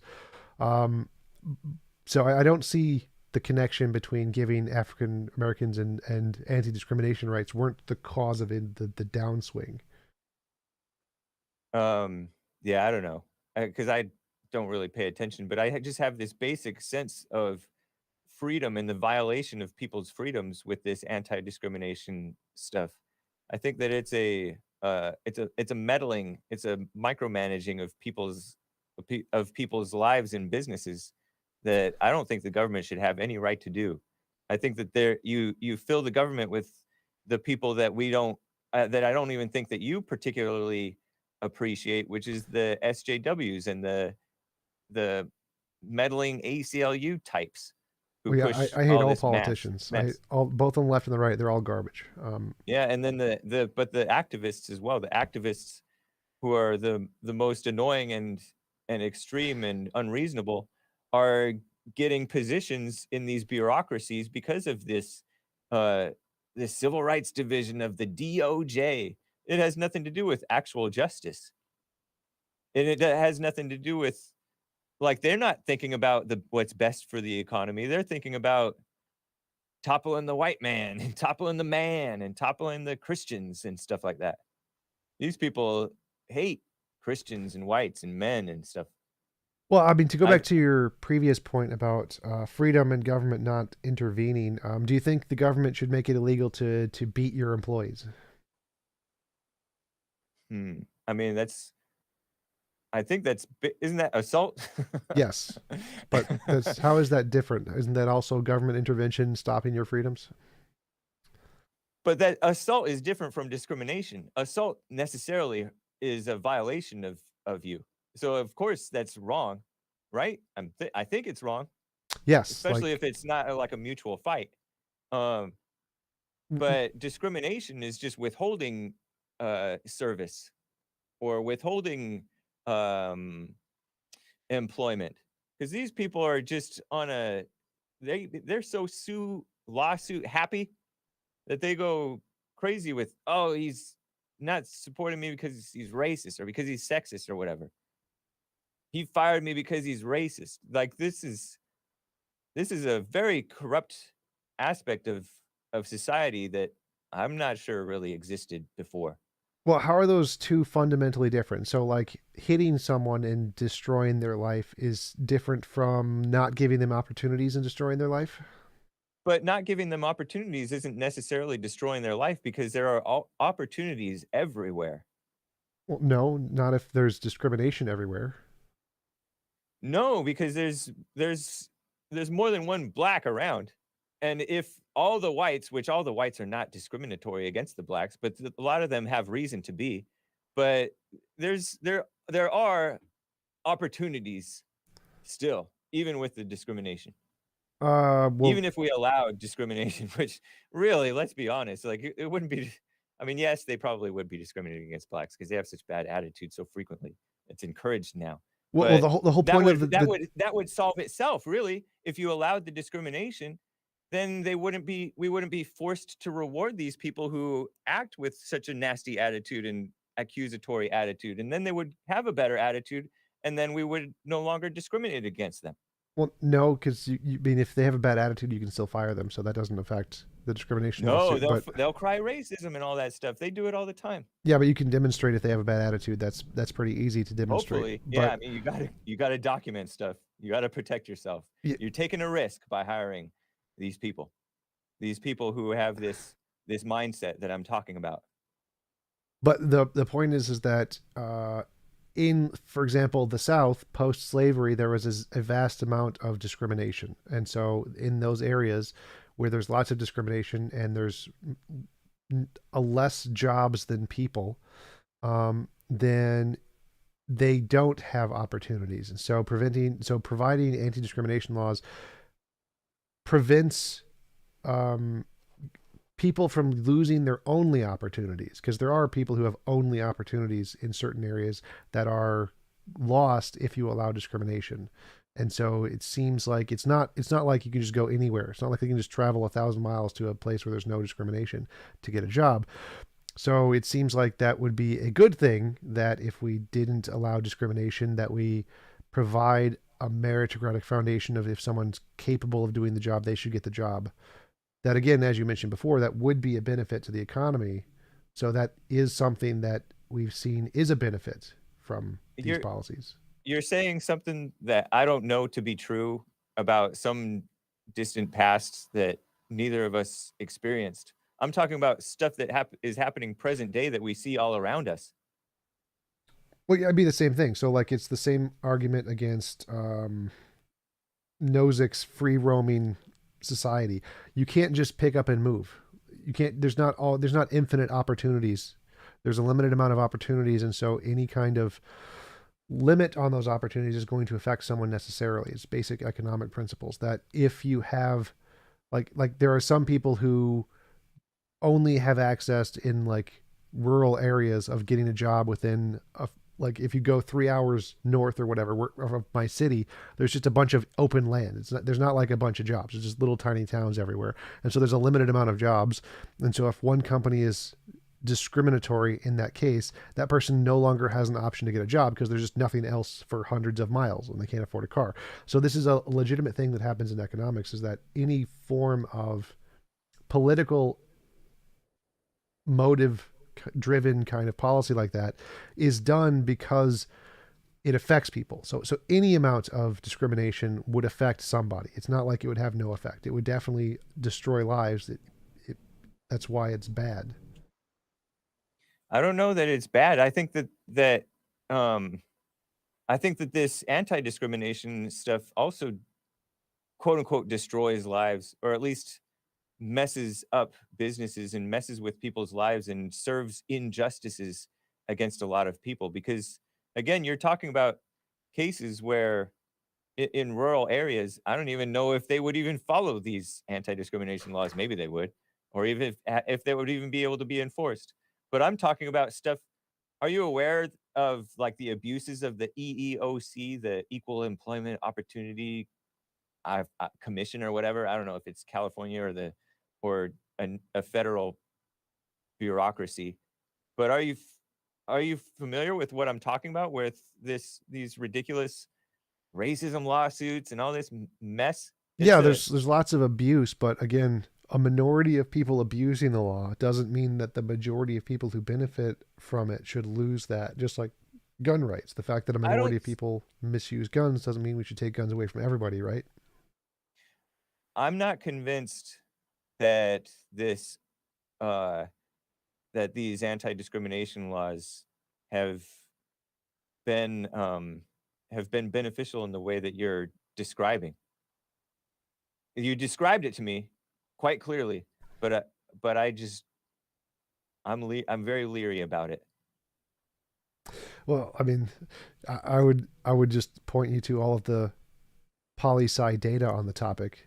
Like I mentioned, Steven Pinker's Better Angels of Our Natures. Like, there's a lot of data on this that shows this has been a pretty substantially positive thing. One of the most significantly positive economic impact laws ever. Kind of like women's rights was a hugely beneficial economic impact law. The more workforce and the better quality workforce you have, the better economic situation you are. It's like one of the most basic economic principles there is. But Mm. that's just Yeah, from my understanding of the data. It seems pretty obvious that is a good maybe thing. so. Maybe on an economic level, you may be right. I would call that ill-gotten gain because of because it's so wrong of these women working and not making families, and these people not free to discriminate. We need the freedom to discriminate. It's like one of the basic rights of people. I don't know if that right. The right to discriminate, is that like put that on the UN's human rights list or something. Yeah, we should abolish the UN, but yeah, wouldn't that be a dream? But anyway, we've been going for about 2 hours. Really enjoyed having you on. You're a really nice guy. I really enjoyed going to dinner with you that one time. Nice guy to Yeah, talk that was to. cool. But again, I get, like you said earlier, there's just some things you say that are just like, wow, okay, that's a really amazing thing you said. I don't know how to respond to that. But again, great having you on. Really appreciate it. Would you like to give an outro? Tell people where they can find you, that kind of stuff. Well, it's been an honor being on your show. I really appreciate your chat. I've been able to glance every now and then, and I see some of my viewers in your chat, which thank you guys. They're always, I think they always they're not too rambunctious. You can find me by going to thehakereport.com or Hake on YouTube while I last. Hopefully I'll last. I think I'm I think I might. The Hake Report on Twitter and various other platforms. And thanks again, TJump. I really appreciate you. Absolutely. I am going to go to the bathroom now, so I will All see you right. later. All right. Take care.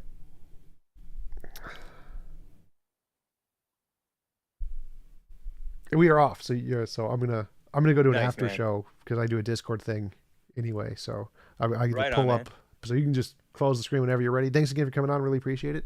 And I Yeah, do need thank to go you. to the bathroom. So All right. see Have a ya. good night, man. See ya. Take care. All right.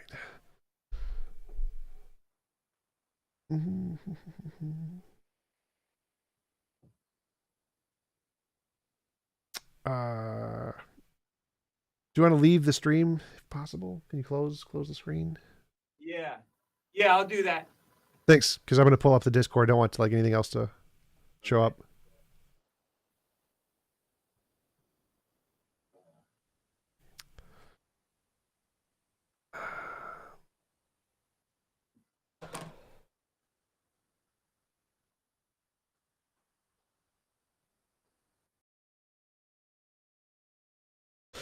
All right, guys, let's go to the after show in the Discord. The Discord. After show in the Discord.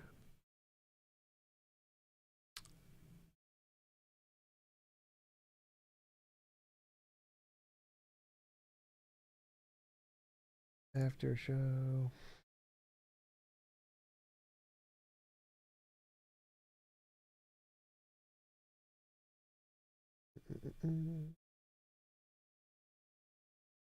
Link to the after show is in the bottom right of the screen, the discord.io/tjump. Um,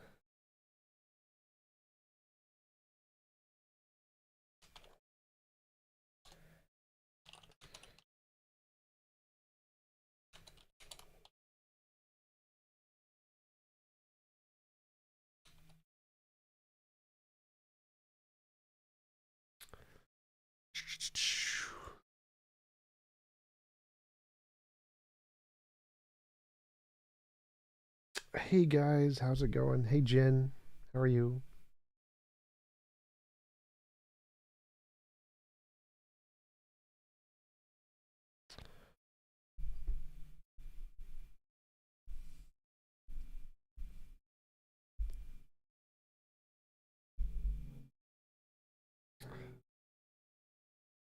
What an interesting emoji.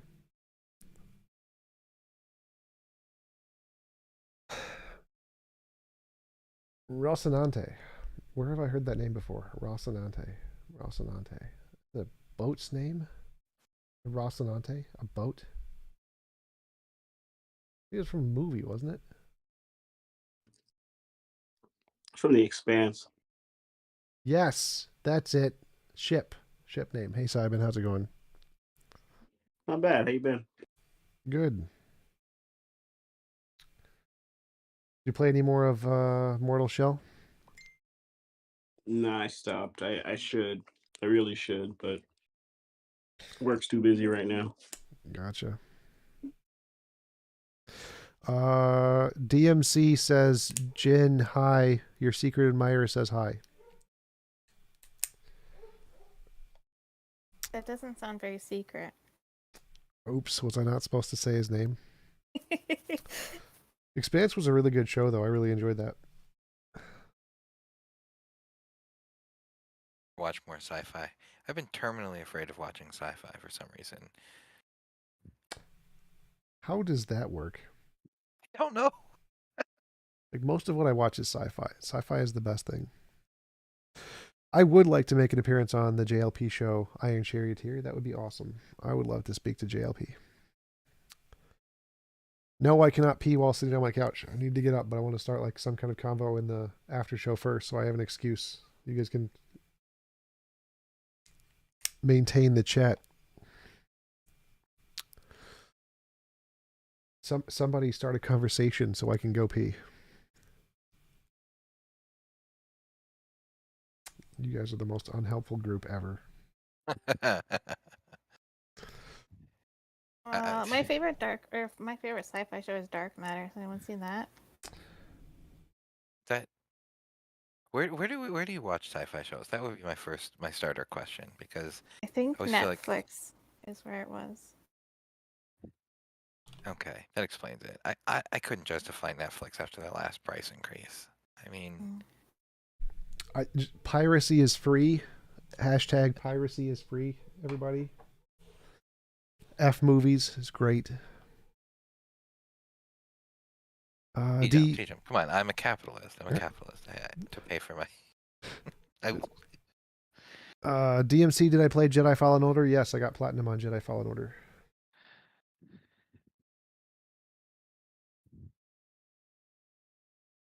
Hey, Tom, quick question, comment. Yes. Thank you for that amazing 2 hours. I don't know how you have the patience for that. Thank you. It was enlightening and frightening to be reminded that that still exists, and patience in presenting that to us is appreciated. Thank you. Appreciate it.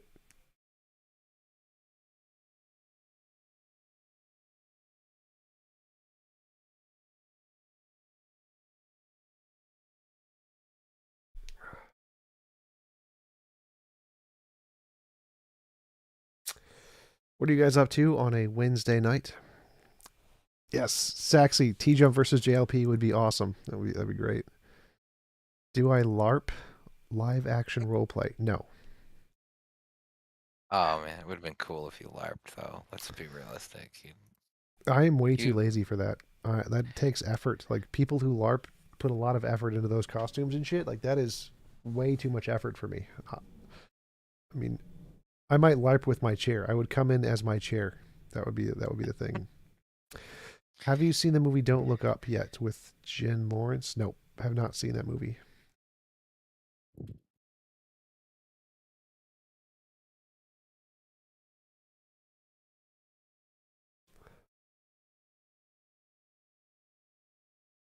Nobody's got anything cool? Why is Jen not talking? Jen always talks.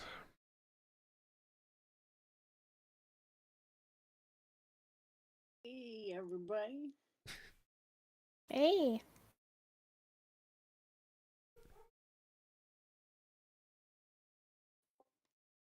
How's the weather in Montreal? Oh, you're not even in Montreal. I keep forgetting that. You're like in some tropical place now. I'm just like attached to Montreal on a metaphysical level, I guess. You're somewhere warm and sunny.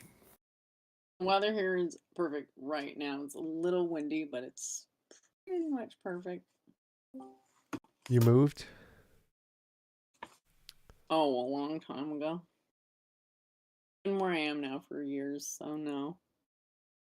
I'm kind of paying attention to the chat right now because I've been arguing with Daryl for like hours. And Oh, really? How did at I this miss point, this? I just think it's because I like arguing at this point, Yes, I'm just going to concede that. we have noticed that. Yes, DMC, this is Entropy Gen. And you have, I've come to, doesn't everybody on Discord who's like part of this channel, haven't they come to the conclusion that they like arguing and that's why they're here? Yes, I think I like that listening is to discussions. that is why Discord and Twitter exist as platforms.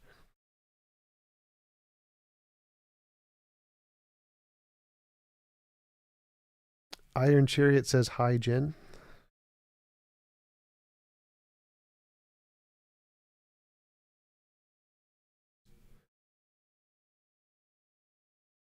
Tomorrow, other states will introduce what bills?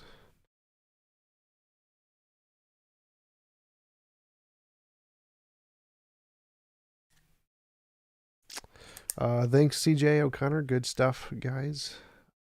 Appreciates my respect and chill attitude. Yeah, Hake is a nice guy. He's not like Darth Dawkins. Darth Dawkins is annoying. Or Cynthia is annoying. Cosplay got timed out. Cosplay, what is your Discord name? What's Discord name? Question mark.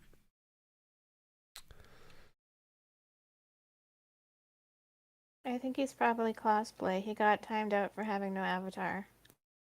Okay. At Scotty. Cosplay? At Scotty. CSP. Can you timeout. See Cosby. Is there a way to disable timeout for no, what's it called? Avatar? Yeah.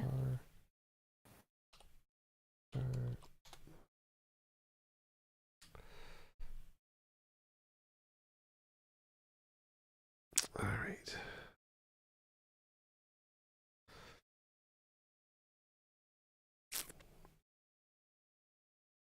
All right, Cosby, I asked one of the admins to fix that.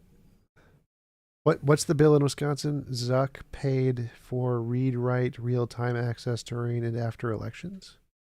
I don't know what that means.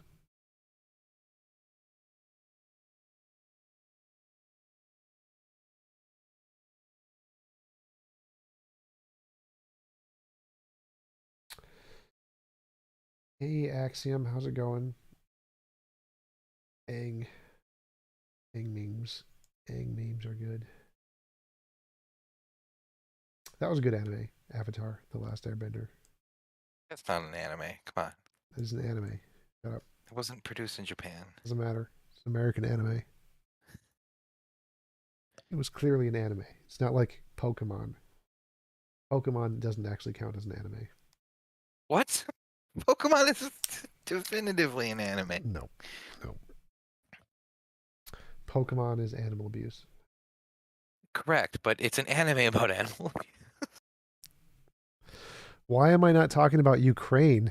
What is there to talk about? Russia is trying to invade Ukraine. Like that's, I don't know what else to say. Russia is going to try and invade Ukraine. That is the thing.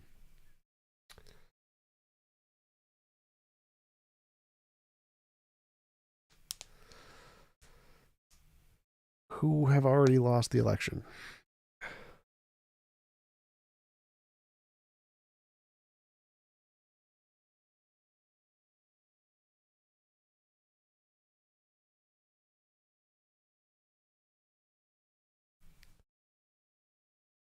Yes, Pokemon are conscious, based American first, definitely.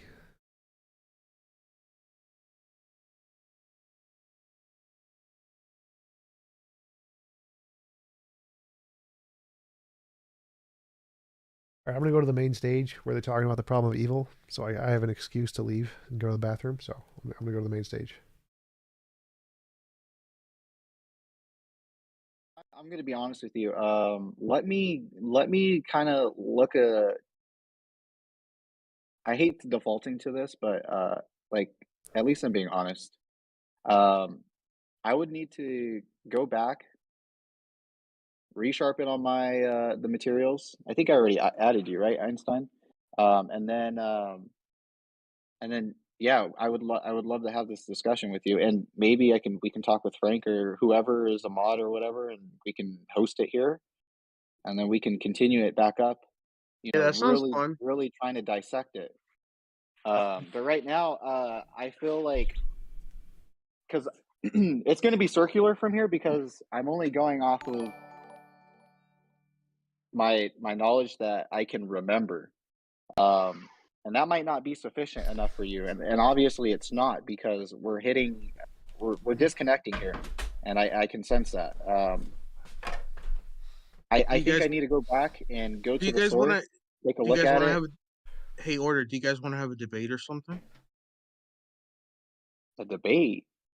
or like a conversation, whatever? Yeah, we can do that. I would love to do that with him, but not right now. Again, I think Frank and Shelv, and I'm not trying to like Einstein. Is there anything else? Because you know, I don't like to just because I feel like you know you're really wanting me to answer, and the people are here too, and you know we're expecting you know some Yeah, I dialogue to happen understand. here. But I mean, yeah, I understand it's I'm not a really problem. sorry, Yeah. guys. This is just one of those things where it's like let me not say something and speak on something that I can't remember that might be an important factor. Um, and I just want to give you a very thorough response and an accurate one too. Yeah, I appreciate that. No problem. Okay. The TJump in the audience. I wonder if he has anything he wants to say. Okay. Shelv, was there anything that you needed to say first? I know I mean, you. my stuff is very simple. It's just what would you expect to see with the God who interacts and cares, and that's the problem with the problem of suffering is that we see suffering. Should we see this level of suffering if the God could prevent it? And then uh, when I talk about evil, I would Mhm, be more in line with talking about evils with which people don't commit with their free will. I don't believe mhm, in free will, but in regards to the argument, I think like cancer or uh, parasites, disease, things mhm, that don't serve an explicit purpose that would say that we would say are evil and that they harm people, natural disasters. I mean, I'm not saying like God shouldn't allow nature, as in the weather, but at the same time, God did mhm, prevent things in the Bible, which is mhm, what I would use my justification for the criticism, saying God did interact in the Bible, but now he doesn't. mhm. So that's a problem I would say is the problem of suffering. But yeah. Maybe this would fall. Maybe this would fall under the issue of. I think it's called. What's the terminology called? I think it's called. See, something sensationalism or something like that. It's basically like. Um, I know it has cease in it. I know that there's a word derived, and it's All right, I'm back. How's it going? Did you successfully pee? No, I failed. I failed All at it. right, good. All over the ceiling. I was actually just laying out my ontological argument for the existence of God, which was that he Oh, is you the became a theist? existiest. Yes. It's just that God is the existiest thing. And so, by definition, God has to exist.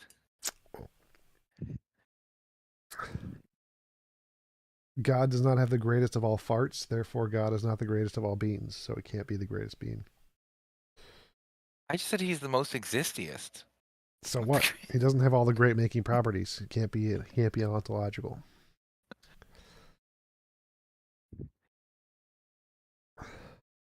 Damn, we were willing to give that to you, Sunken. T-Jump, Yeah, I know. T-Jump, I heard your Yeah. debate with Haas on communism. Yes, I remember I did that on Modern Debate a while ago. That was funny.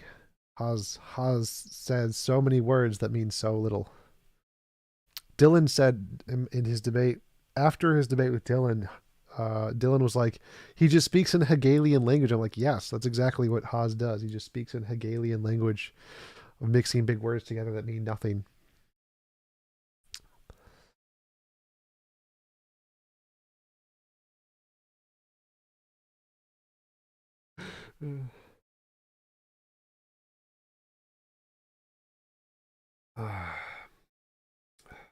New owl pick, Simon?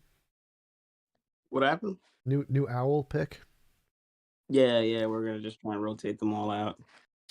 Can you post the other owl pick? I really liked it, the rainbow owl. But it's mine. Actually, it's not mine. I stole it from someone else, but You own the copyright. We're gonna make God, it the into NFT. yeah, we're gonna make it into an NFT. That's right. Oh man. Hey, can I ask your opinion, T-Jump, on something? I'm just curious. Sure. Do you think there are better and worse forms of Christianity? And Sure. I don't mean socially, I mean only logically speaking. You what? Yes. You mean like logically coherently? You mean does the Yeah. Sure, yes. Yes. Okay, just curious. Like obviously there are some that make absolutely no sense, Trinitarianism, and there's some that make lots of sense, like Pete Enns' version of Christianity, which is just the believe on faith, there's no real evidence version, is much more logically coherent. CJ O'Connell, did having a lot of sex basically cure depression? Yes, that is basically what cured my depression. Wow, I'm impressed. Why is that impressive? Well, because people keep saying to me that doesn't cure depression, but apparently they're wrong. They are indeed for me. There wasn't even a discussion. Yeah, Haas is a dumbass. Haas is kind of dumb. Like he just doesn't make coherent arguments. No, Haas? Oh yeah, T. Hey, I What? think it was Frank. I'm sorry, I didn't mean to interject. Yes. Or interrupt. But he was saying that maybe I think you had your hand raised during the stage, and I was wanting to get to you, but I did not have my hand raised. I went in oh there no, so I could go to okay. the bathroom and have something playing in the background for the people in the live stream. Oh, okay. Why? But No, I did you just have said he question or was something? there. I didn't. Yeah, he. Oh, I thought you meant like by he was there. I thought you meant like you saw the hand icon. No. I just saw TJump there. I was just like, hey. Oh, okay. But wait, where's the other guy? Not Einstein, but You mean Shove? yeah. Where's he? I don't know. He probably left. The Christianity that does not kill gay people and unbelievers is a better Christianity. Yes, I mean, but he has to logically, like, I think what he meant by logically is like, is there a version of Christianity that isn't as silly in the fact that their arguments don't actually indicate anything, and one that's like a justifiable evidentiary version rather than just.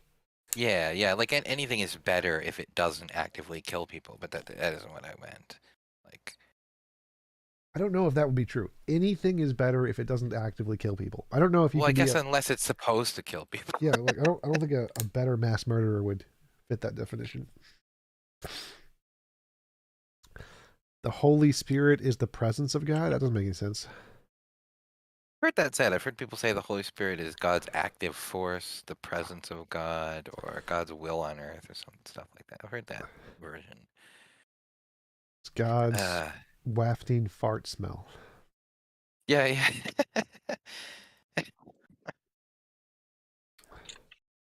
But order of Melchi something. You said you had questions? Melchizedek. You said you wanted to get to me questions or something? What?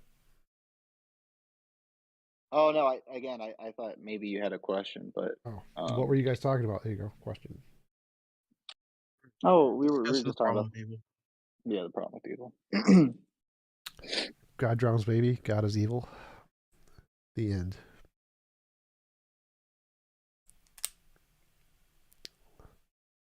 Mary is the Holy Spirit? That doesn't make any sense.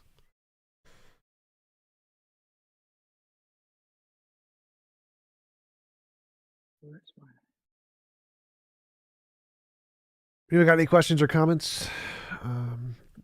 Link to join the Discord at the very bottom right of the screen. https://discord.io/tjump. If you have any questions or comments or want to hop in and say stuff, feel free. Oh, I wanted to go to my Twitch real quick. Are you gonna say something? Whoever said Yeah, what is your like primary issue with Christianity? Just out of curiosity. There's no evidence for it. There's no Like, evidence for Christianity? yes.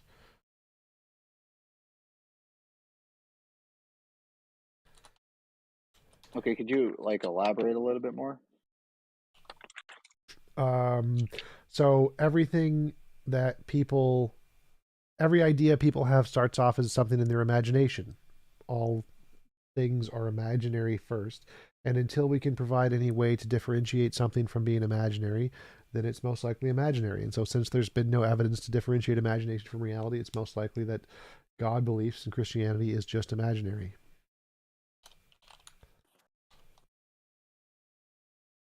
Okay. Do you not look at historical knowledge as a legitimate form of knowledge? Historical knowledge? You mean testimony? I'm sorry. Yeah, historical.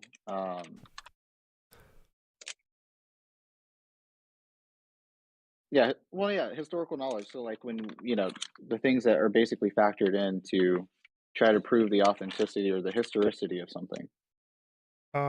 Like the consensus in history is that Jesus existed, but none of his miracles happened. And that most of the Bible is wrong and false. Like there was no Exodus. Moses didn't exist. Most of the patriarchs and matriarchs didn't exist.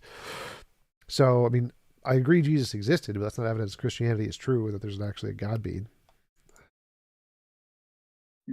Okay. Let's see. Okay, so basically all the evidence that you've seen isn't in support of what Christianity says, and so therefore you would reject it. Yeah, that'd be the main reason. I'm curious. Do you hold a high level of a standard of evidence? No, my standard is anything that can differentiate imagination from reality. Okay. And that's not just Christianity, right? That's like you Or reject anything. the idea of God, right? Sure. Okay. I just really have just two questions then.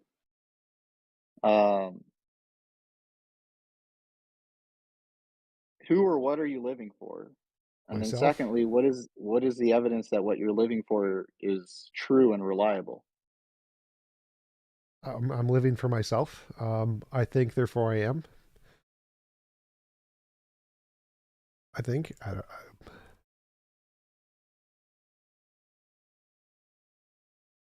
Okay.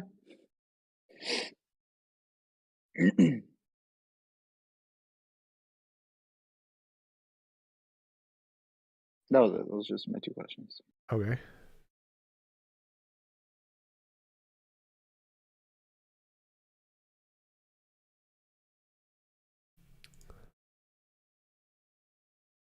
Lin Yin Chen. There's no evidence for the existence of the Christian God. Like, obviously, Christianity exists as an ideology.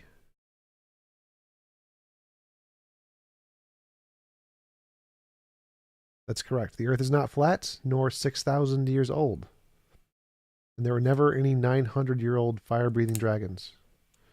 Yes, contradictions in the Bible with reality. Slam Free Poetry is doing 66,600 miles per hour motion of the Earth, the flat Earth meme. I love it.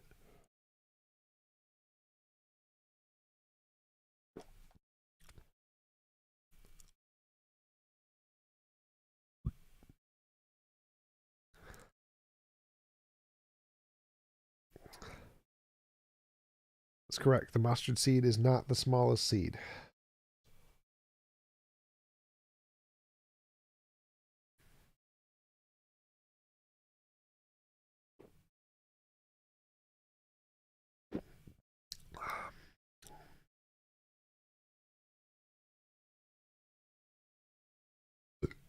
Anybody else got any questions, comments? Join the Discord. People in the Discord.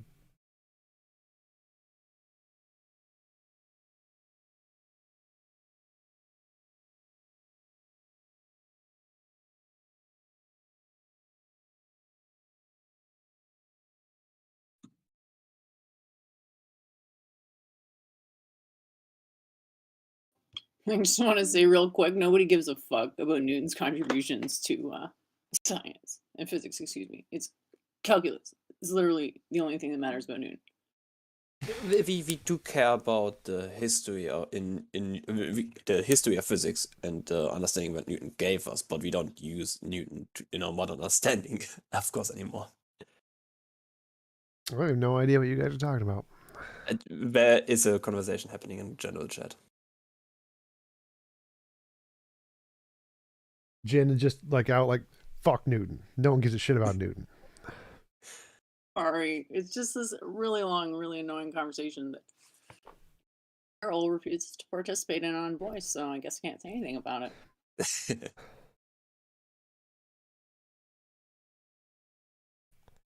Now we can just say he's incorrect. Nah, but I will say he's just gone up to level 20, so nice job there, D-bag. Is D-bag his name or just your pet name for him? I think you know the answer to that, T. DMC, do you think we are alone in the universe? Probably not. I think there are most likely aliens, and we'll most likely find them eventually. Where is Hake? Hake, our conversation ended about 40 minutes ago. This is the after show principal methods, so Hake, I imagine, went home.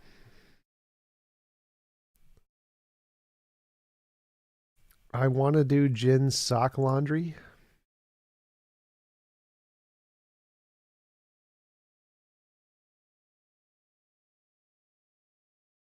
DMC, you already asked that. No, I don't think we're alone in the universe. I think we will find aliens eventually.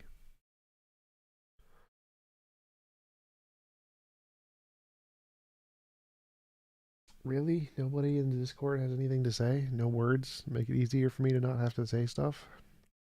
I would find it free rather. laundry service. It's not fair. I would find it rather unlikely if we would find aliens in our lifetime, and our lifetime, like... even extending to all of humanity. It's quite a big universe. I think that given our rate of technological growth, we will most likely find them. Don super chats. Jin is a badass. That's right. Throw your money at Teach, you pay pigs. You love it. Yes, exactly. Yeah. Have I heard of Bob Lazar? I have heard of that name. I don't remember what it's from, though. What came first, the chicken or the egg? I forget the genes of the egg. Are the genes of the egg from the mother or from the chick? I think they're from the chick. So I think the egg came first. The gene that gets shorter is different on birds as humans. The telomere? Or sorry, the chromosome. Well, it doesn't matter. The Y chromosome's all shriveled up versus the X. On birds, it's I think X and Z or something. It's reversed between the X's. Is that just a little bit of trivia I thought people might like there? Okay. Iron Charioteer, do you think aliens on another world will be carbon based? Probably yes. Carbon has more variation than silicone. Silicone has a lot of variation, but less, and so it's more likely they would be carbon-based, but there's probably also going to be silicon-based life out there too. We have silicon-based life form here too. What? Silicon-based life here? Where? That's a joke. Is that these e-gods people keep talking about?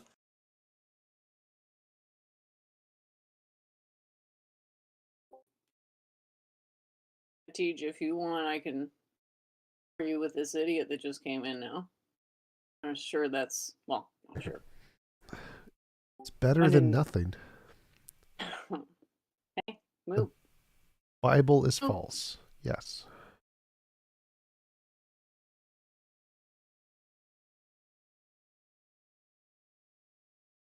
It's just so weird. All these people want to throw shade from the chat, but then on voice, it's just like, oh, act out your tongue.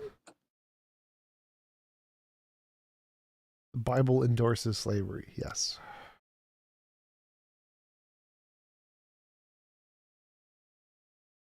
Tom, if aliens do exist, do you think they have a similar moral progress as we do?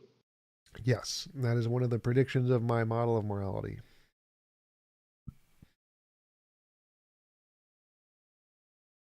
Hey, since I guess there are people coming on chat now, I had a question about any arguments for religion or God, especially that I want to see if you find any especially compelling, like the cosmological or teleological arguments. Is there anyone that you feel is maybe has any more weight than any other, or are they all just as invalid to you? Well, there are some that are less stupid than others.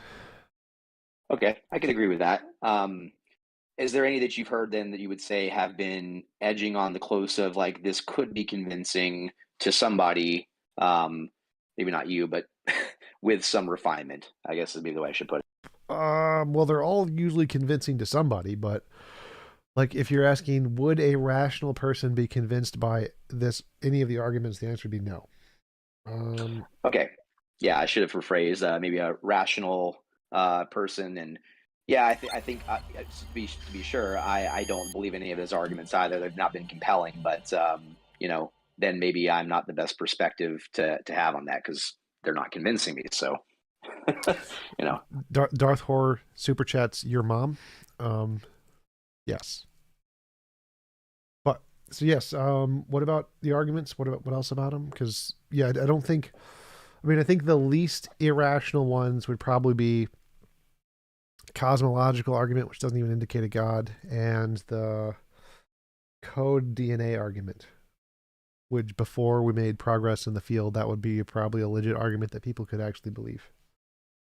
Okay, that's fair. No, yeah, I think right. I'm always going to like for a cosmological argument. I'm like you're doing some sort of special pleading here. You need a first cause, but your God doesn't, and I instantaneously just sort of like there's breaking down of every bit of it, but. Yeah, I haven't heard one that has come close to being like, you know what, I can really not see much wrong to this, a few parts. So I just thought maybe you might have heard more than me. I'm not as maybe experienced as you are being, in this environment. Did I hear more about what?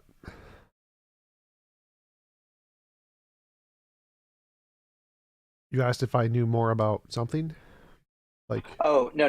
It was more of a statement of, I'm sorry, Gotcha. I wasn't sure if you were responding to me. Yeah, no, I just thought maybe you might have heard more arguments for God claims than I had. I'm limited on the experience with it because I only watch a few different podcast or YouTube videos or podcasts on these things. And yeah, have you heard? Have more experience. Have you heard about the argument from many arguments? Argument from many arguments? Yep. Like you could combine the bits and pieces of arguments you like, and then together they make a compelling argument. Absolutely like not. That has nothing to do with it whatsoever. It's a very silly argument, but it's an academically published argument. Hilarious, but maybe not then. Feel free to share. I would say go through Plantinga's 24 or so arguments for God. They're hilarious. A lot of them are just so bad. But it's interesting to see all the silly arguments people have made. Do you have a favorite debate, atheist versus theist? Favorite debate, atheist versus theist. Not you, obviously. Well, I think like other people. I don't know about other people, but I do like mine. Mine with Robin Collins, I really liked that one, and my second one with Rob Coons, I really like that one. But other people, the one that comes to mind, I don't remember who it was. It was a very small one that only had like 10,000 views on YouTube, but it was a really interesting debate from some professor and some theist other guy, and they had some really interesting arguments I hadn't heard before. That one I liked listening to it. I don't remember at all where it was, and I haven't been able to find it in a long time. Why is Jin a mod on this channel? I feel cheated. It's because she pays me. Like, if you paid me, you used to pay me, but if you pay me, I'll make you mod. Like $1 then? It's like That'd be good. Me a mod. $5 to my Patreon, and then you just pay $5 into my Patreon, and then it gives you a link to tie in your Discord account to Patreon, and then you become a mod on my Discord. Oh, I thought I was being sarcastic with $1. That's interesting. It's $5. Anything less is just unacceptable. Sacrilege. Blasphemy, in Now, fact. everybody knows what qualifies somebody to moderate other people is if they happen to have $5. Correct. It's a promotion strategy, because if a mod is really annoying, you can just pay $5 to be a mod and make them less annoying.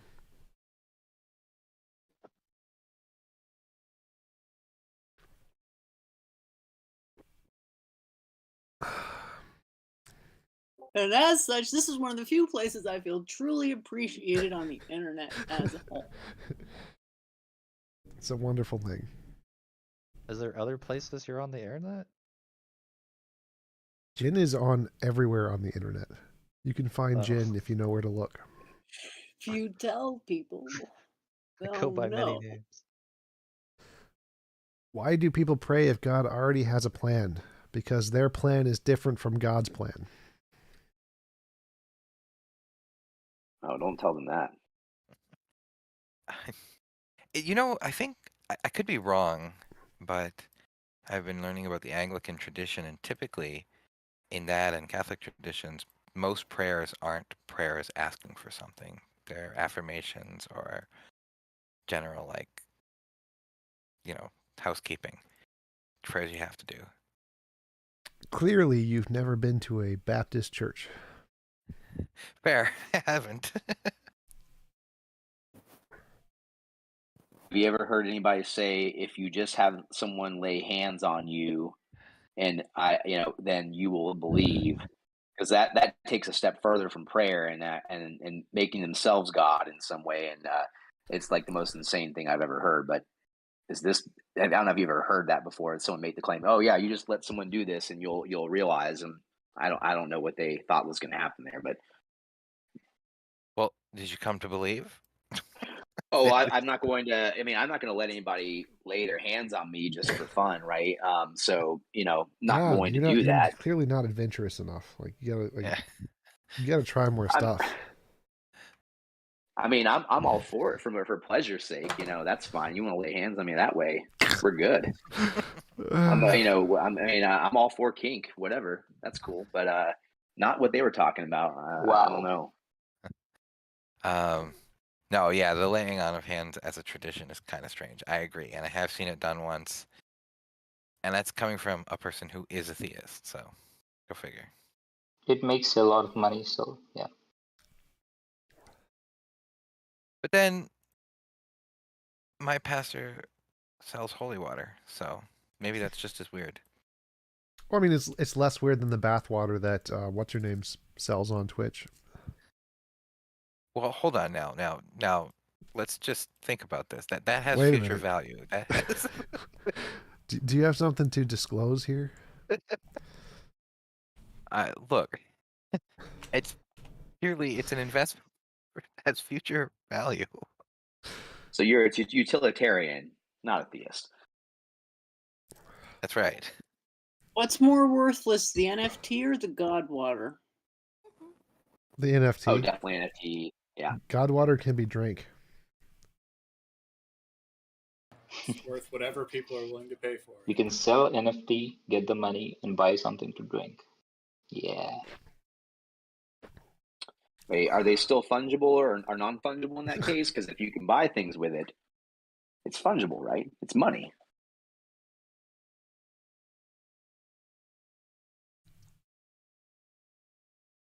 I think they're usually non-fungible tokens. I don't think they can be fungible tokens because then it would be like Bitcoin. Right. No. Well, that's kind of what I meant, right? In the sense that if they represent a value in dollars, then they, in a sense, through being a derivative of that, they are fungible in that sense. I'm making a stretch. I actually happen to be a broker, so it's just a fun kind of thing I've imagined. Man, what an interesting job. Did you get a lot of new interested like clients in your book when NFTs started becoming popular? Not that kind of broker. No, I actually supervise brokers mainly. So I don't actually do any of like trading or dealing with clients really. Oh, I think NFTs are actually like a laundering scheme, kind of like art for rich people. Makes sense. They very well could be. Yeah, a piece of art is. I guess there's the possibility that people actually enjoy art, but nah, it doesn't make any sense. Not at the $100 million level, no. Yeah, actually, art is a great example of a non-fungible token in that regard. That is, whatever value someone is willing to pay for it and can't be exchanged one for one. There no two are alike. If assuming that's the case, obviously some art is any one of them is just the same, but not for NFTs. Yep, like all of Jackson Pollock's work. Right, exactly. Rude.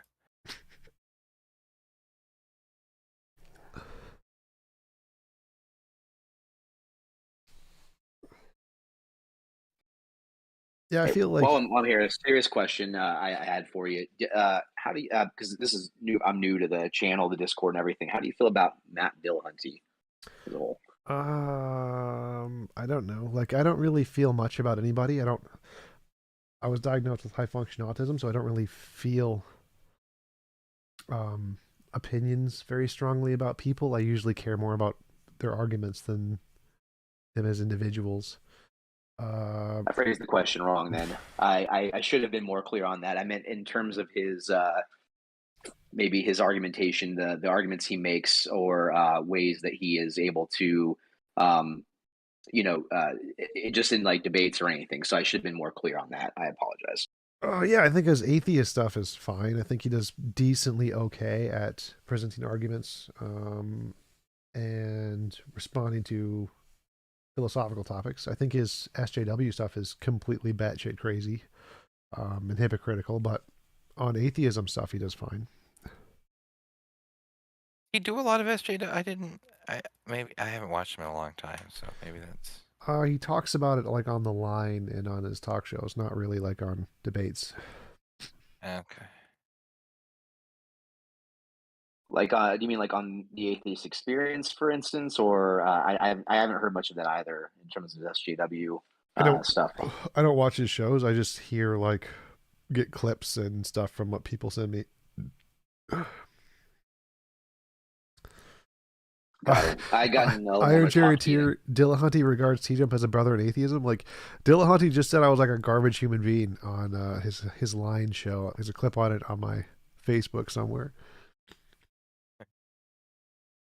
I would. What were his reasons?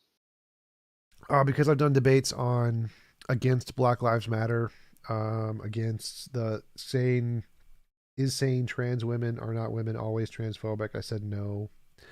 I defended super straight, race realism.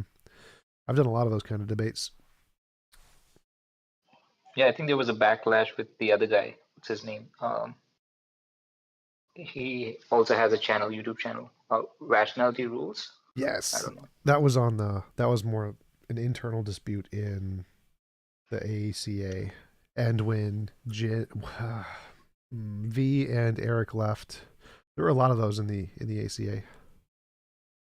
Yeah, V and Eric have their own kind of the skeptic generation. Yep. With PZ Myers. Oh, really? What? Who is also batshit insane. Yeah, he is super SJW. He lives near me, actually, in Minnesota. DMC, if you could have a conversation with anyone dead or alive, who would it be? I don't know. Like, I don't really, because one conversation just straddles the line of uselessness. Honestly, like a single conversation. I well, don't know the hell. 80,000 conversations would be the same. I wouldn't see any difference. I don't know. I wouldn't like, because I see conversations as more of a business opportunity to post stuff on my YouTube channel, not like I actually want to learn something from the conversation as much. Iron Charioteer, have I been on the AXP? No. If not, would you do the show? I mean, sure, but Matt's definitely not going to invite me. That's not going to happen.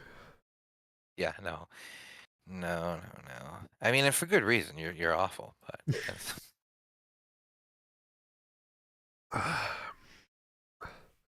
Jesus. If I could talk to one dead person, it would be Jesus. That would be yes.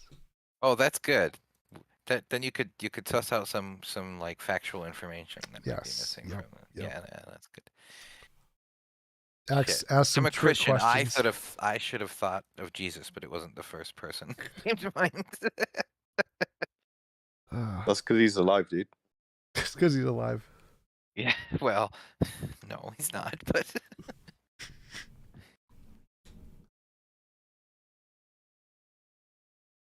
Too bad he doesn't exist. the first thing I thought of actually was Abraham Lincoln, and I was like, what the fuck would I actually say to Abraham Lincoln? Yeah, definitely not. But I could probably pick like a pirate who buried his treasure somewhere who hasn't been found, something like that. Ah, yeah, okay, I like that. That's pretty good. Yeah, as long as you can be non-specific, you can just be like, whoever is going to tell me where like their non-found treasure is.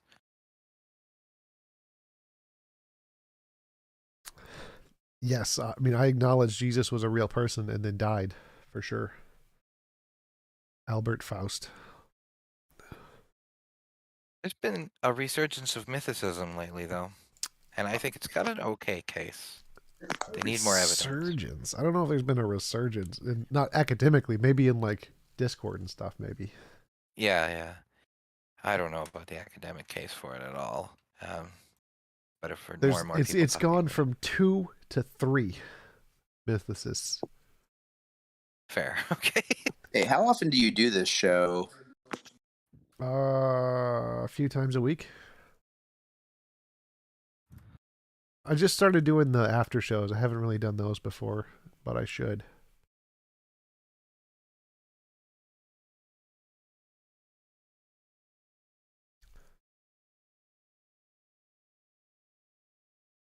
Yeah, man, awesome. Dead air on a stream with what, like 20 people? Holy shit, TJump, what kind of server are you running here, bro?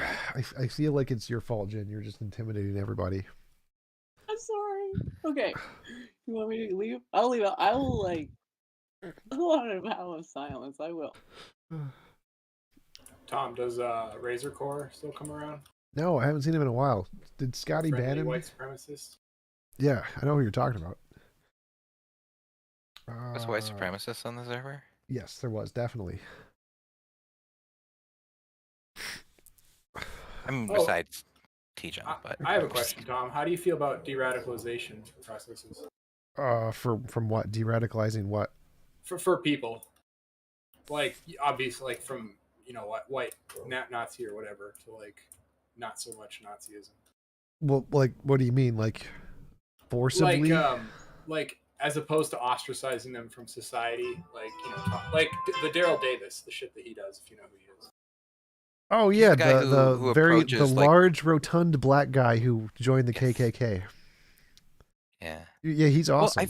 Well, I think there's a pretty good like utilitarian argument to be made that why would you want one less member of society altogether when you can have one less bad member of society, and then one good member of society because they convert to a better outlook? Like, that's a pretty like. I can't see how you could argue against. I'm not quite I don't understand the question he's asking. Like, because de-radicalization is kind of like conversion therapy in that if there's someone in a cult, to de-radicalize them usually takes some very intensive non-consensual therapies, which I'm not necessarily a fan of. Oh, that's not what I meant. I meant just like not like So like you didn't kick out Razor Core from the Yeah. server, right? Just Yeah. because has his beliefs. That's what I mean. Most servers would not be tolerant like that. You know what I mean? Yeah, I'm for free speech. I don't think there's a problem as long as racists don't actually use their racism to discriminate against people in like jobs, and I don't care. I don't care what their personal beliefs are. They can have whatever personal beliefs they want. Yeah, totally. I think most servers' rationale for we don't want these people around is because they're gonna like spread their hate as opposed to like other people rubbing off on them. Yeah, I don't think that's really an issue. Like, I don't care. Like, if people are open to it, they're open to it, and if they're not, they're not. I think each individual has the right to decide for themselves what they want or should believe.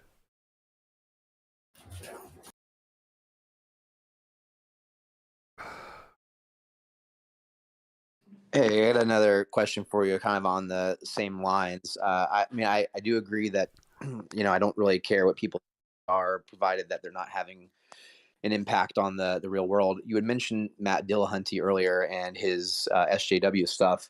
I again, not having heard of it or having your views on it, mentioned having sort of had arguments against BLM and some of you mentioned a few things. I just curious. You hadn't gone into that.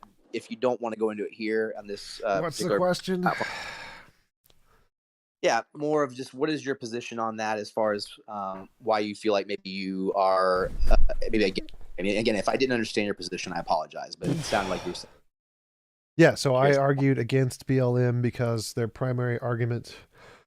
I did a debate, All Lives Matter versus Black Lives Matter, against Jake from Jake and Hugo, or Jake and Hannah, or whatever they changed the name to. My position is that the fundamental argument of Black Lives Matter is wrong, that African Americans are being disproportionately shot by police, and especially unarmed African Americans, because that statistic is factually wrong. About 37% of victims of police shootings are African American, which is exactly the same percent of violent crime done by African Americans, so it's not actually disproportionate. So their argument is not correct to say that they're disproportionate there. And the unarmed one, it's like single digits, like 9, I think, unarmed African Americans were shot in a year or something, so it's not really a significant statistic to use. And it's still only like 40%-ish. The vast majority is still white people who are unarmed and shot by police. It's like 60%. So their fundamental statistic is wrong. And the reason I take those positions is because many people on the left condemn anyone who support or don't support BLM or any of their pet ideological positions and call them bigoted or racist, transphobic, whatever, and don't actually consider any of the arguments they're saying, which I find is fundamentally wrong. I think that it's wrong to demonize people for supporting a position just because it's a position against what you believe, because that's fundamentally what atheists are doing. Like, that's why we were condemned as atheists, because Christians didn't like the fact that we didn't adhere to their religious beliefs, and so they'd persecute us. And so now it's hypocritical for atheists to do the same thing to people who don't accept their political beliefs, which I find very bad. And so I've taken time to try and debate against those holy relics of atheism that they say it's bad to debate against. Let's see, what other, I did super straight, because the super straight one and the trans women one was the same thing. Is like, it's reasonable for people to use sex and gender as synonymous. Like, many people are brought up with that way, and it's completely reasonable and non-transphobic to use sex and gender as synonyms. But many people on the left treat anyone who does that as being transphobic when it's clearly not. If they were brought up that way, it's not transphobic. They're not doing it bigotedly. Even though there are some people who do it bigotedly, that doesn't mean everyone who does it is bigoted. And to treat everyone as bigoted who does that is no different from the Republicans who say some Muslims are terrorists, therefore all Muslims are terrorism, or Islam itself is terrorism. It's a just generalization, false generalization fallacy. And so again, it's hypocritical for people on the left to generalize everyone who treats gender and sex as synonyms to be transphobic just because some of them are. Race realism, actually, let's see. Race realism is surprising fact about the Phil Surveys paper, Pew paper. About 20% of professional philosophers think race is real. And so it's perfectly justified to like make an argument that race is essentially echo clients. It's not like the folk understanding of race that people have, black, white, Asian, in Native American, whatever. That's not accurate, but there it is reasonable to say race is a real objective phenomenon tied into echo clients, which are a real biological phenomenon. And so you can make the argument race is real without it being racist. Again, something that many people on the left don't accept. So I take these positions as a way to counter the bigotry and hypocrisy on the left of treating people as evil because they don't adhere to their sacred political beliefs, because it is hypocritical, since it's exactly the same thing we're criticizing about religious people. And that's why I take those positions. No, I appreciate the clarification. I think it sounds like what you've said is that you're not opposed to every single ideal of every single thing that these groups may believe, but that you're just looking at from a strictly factual perspective that some of the tenets they hold are based on incorrect information, and that they should just not believe those things anymore. If they want to hold whatever belief, it should be supported by evidence rather than just an emotional belief about something. That Yeah, I can absolutely. agree with.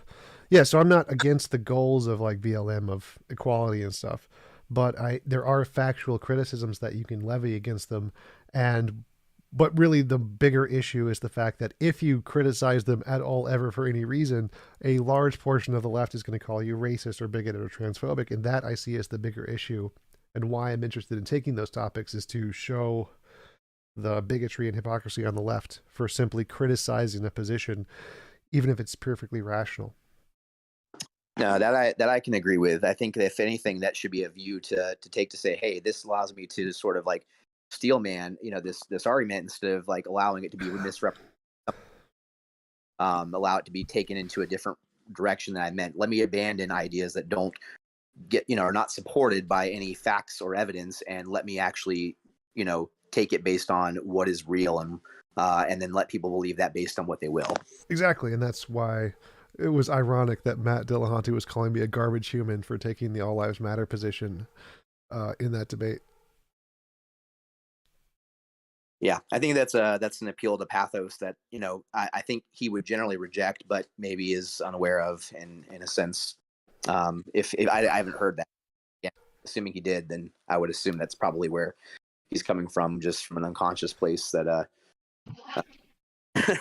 yeah, I think he's just anyone who goes against BLM or his trans rights or whatever, he just calls a garbage human, because he's making the same generalizations that religious people do about people who go against their religious beliefs. And I just don't think he realizes it. But that's the whole point of me taking those debates. You can find the clip. It's on my Facebook. There's a Don Fullman posted something on Facebook, and I just shared it, where there's the link in the timestamp of the episode of the line where he said it. Hey, well, I appreciate the clarification. Thank you for that. Yep.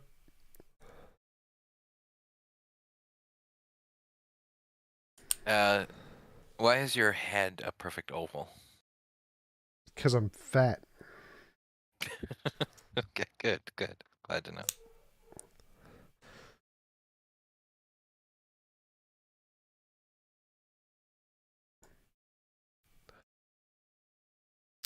Man, I really thought other people were going to join in on that discussion. I'm trying to start a good conversation here.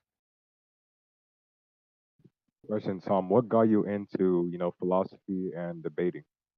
I had major depression most of my life, and I got into philosophy because I thought it would help cure my depression. I was hoping that knowledge about reality and society would help me to overcome it.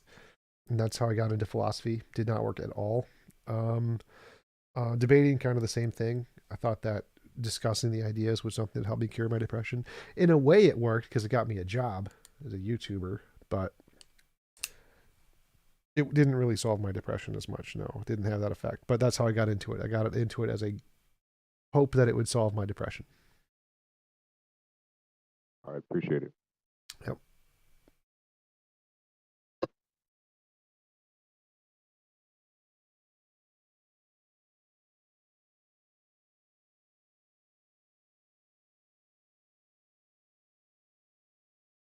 You have religious people in your life. I'm just curious, like you What? have relationships with. Yes, the girl I'm dating is more religious or spiritual, not like actually Christian, just more like spiritual. My family is all religious. How do you talk? Like, is it tolerable to you? Like, you separate your what you do on the internet from that part of your life, or do you challenge them too?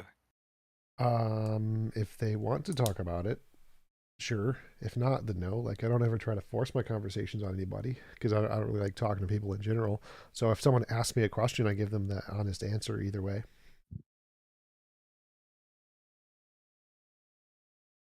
But it's pretty easy because we don't really talk about it that much. Fair.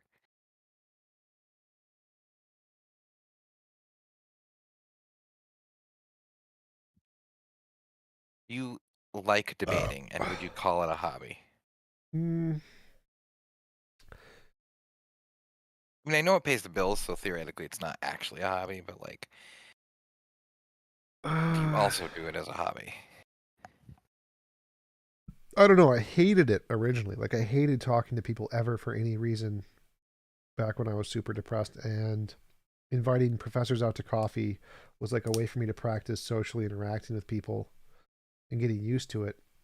But I don't know if I ever enjoyed it as a hobby. For me, it's probably more just paying the bills. If I had infinite money, would I still be a YouTuber? Probably not.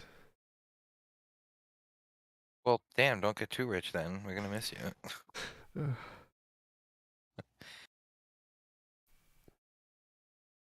I don't like to be that rich. That'd be like Jeff Bezos rich. Because even if I got like $100 million, I'd still probably be a YouTuber. I'd still probably be trying to build my business, like my atheist church idea. And so I'd still be a YouTuber as a way to promote that. But if I was Jeff Bezos rich, I would do nothing. You wouldn't even fly into space. No, that would be such a waste of money.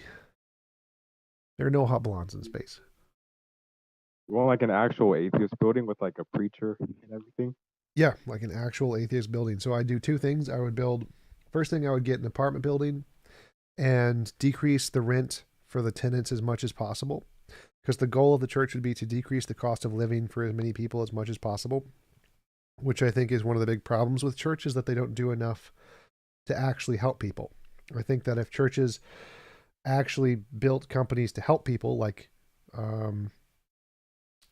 lowering the cost of living through rent, building a credit card company that doesn't take advantage of people, getting a credit score company that doesn't bullshit people and lower their score for no reason,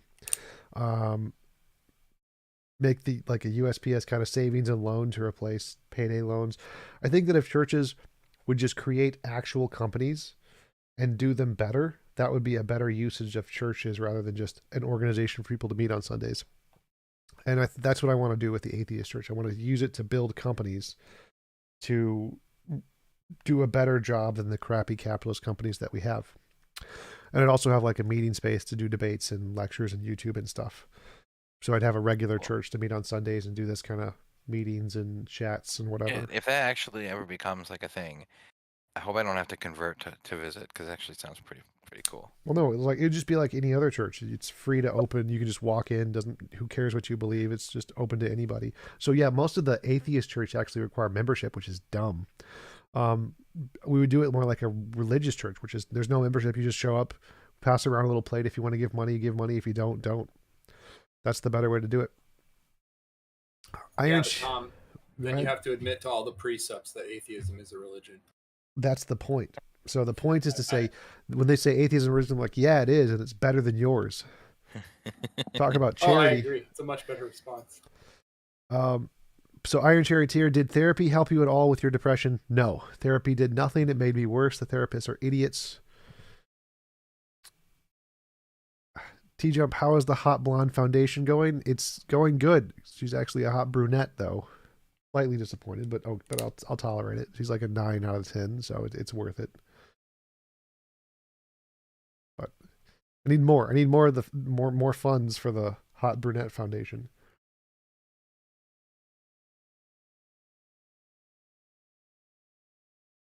Would this atheist church be kind of a community center?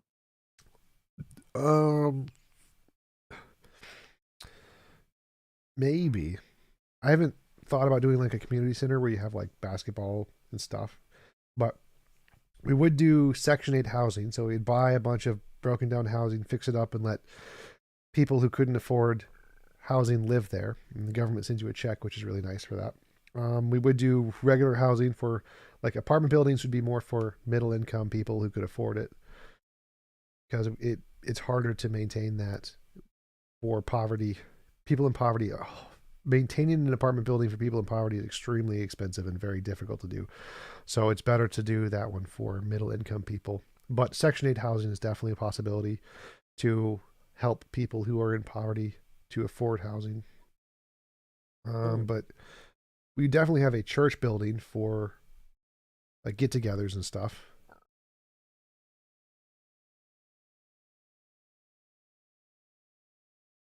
That would also invite interesting initiatives like there exist in some regions like community where you just have a community get together, and when you build houses yourself, like you have a few people that could just contribute into the church in this case, when the church contributes back to the community.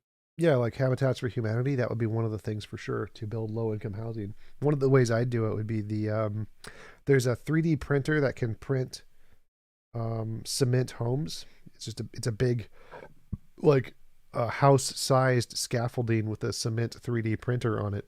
And it just prints a home, which is really cool. So you can do that to build a bunch of cheap housing for people.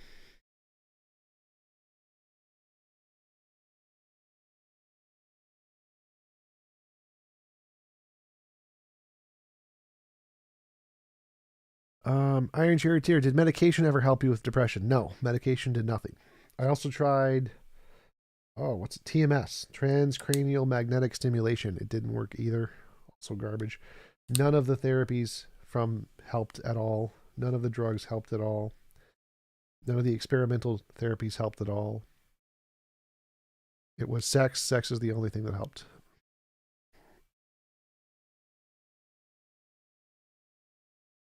Have I tried meditation? Yes, I tried meditation. That did not help at all. I tried equine therapy, which is like being around horses and stuff. That didn't help at all.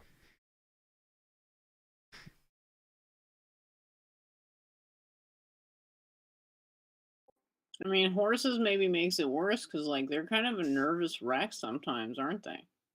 No, the equine therapy ones are trained horses. They're calm horses. They're like, what are those? Yeah, but then you have the, like, meta perspective of, like, God, I'm pathetic, potentially. I don't know, which could potentially spiral you into a lower state of depression. Just a thought. Yeah, like when doing meditation. Yeah, you're just, like, sitting there doing nothing. And it's just Yep. like, damn. Yep. What's up? TJump, when you said it would be more moral to not defend yourself if someone is going to die, wouldn't it be better for the murderer to die than rather than the non-murderer just defending themselves? Yes, but it would be more moral for the person who is the non-murderer to just turn the other cheek. That would be more moral than killing the guy in self-defense.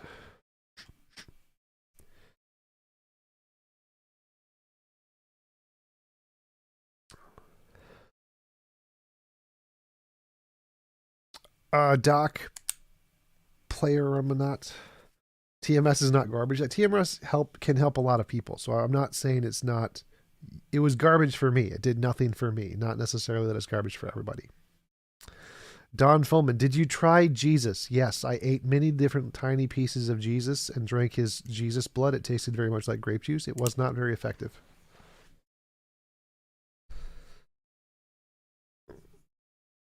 Poker. Yes, I've tried poker. I played poker with the street epistemology guys. I won a decent amount of money from it.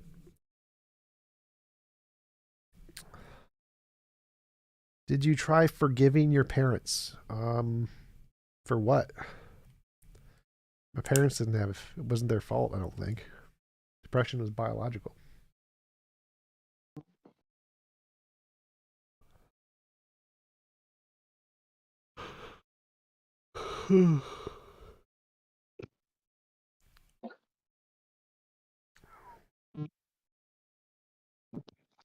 Who's buzzing? Somebody, I think, is talking but breaking up so much that you can't hear him.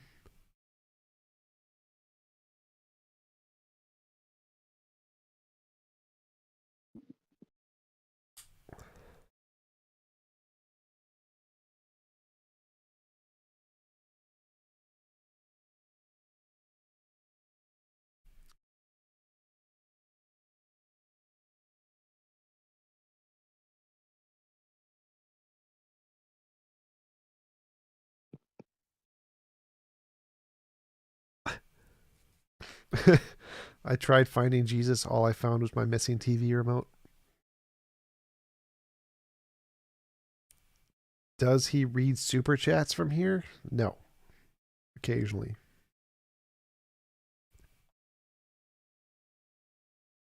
Unsolicited questions and advice. Drones listening in. Do I consider myself atheist by choice or by belief? What is the difference? Don't understand the difference.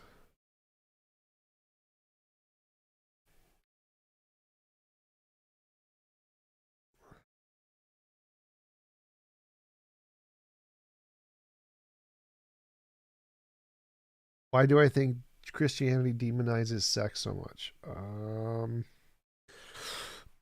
Probably because it's an important part to human life, and so any important part of human life is something that's tried to be controlled by religious or political entities. And so because it's a religious entity, it tries to control everything important to life, including food and sex and migration and talking and whatever. Do you smoke weed? Have you ever? Yes, I have smoked weed. Did not help. Did I try Xenu though? The one that nuked the volcanoes? No, I have not vaped Emperor of Cats. You want to meet Alex Stein? Alex Stein is hilarious. He lives in Dallas, Texas. So if you want to meet him, go to Dallas, Texas. Oh, is that the game show host? Game show host. Yeah, he has like a game show host like personality in debates. He is the baby Tucker Carlson. Yeah, that's the one.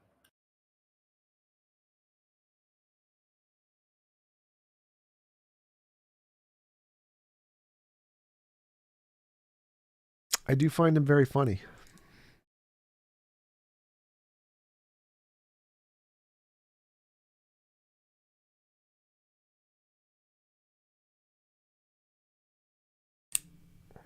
He is one of the two people who I could honestly say are possibly pose.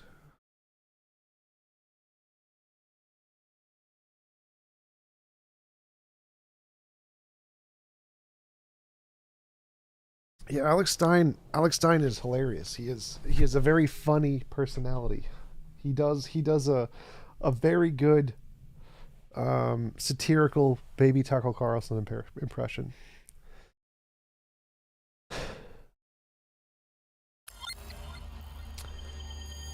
Dragon Slayer, do I have a philosophy degree? No. I audited classes at my universities. Auditing classes, you get to take the same classes for 1/10 the price. So I didn't go for a degree because I had no desire to get a job, and getting a philosophy degree is a waste of money because there aren't any jobs.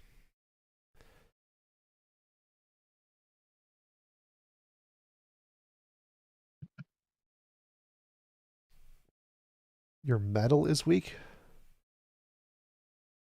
Do I have to like quench it and then forge it?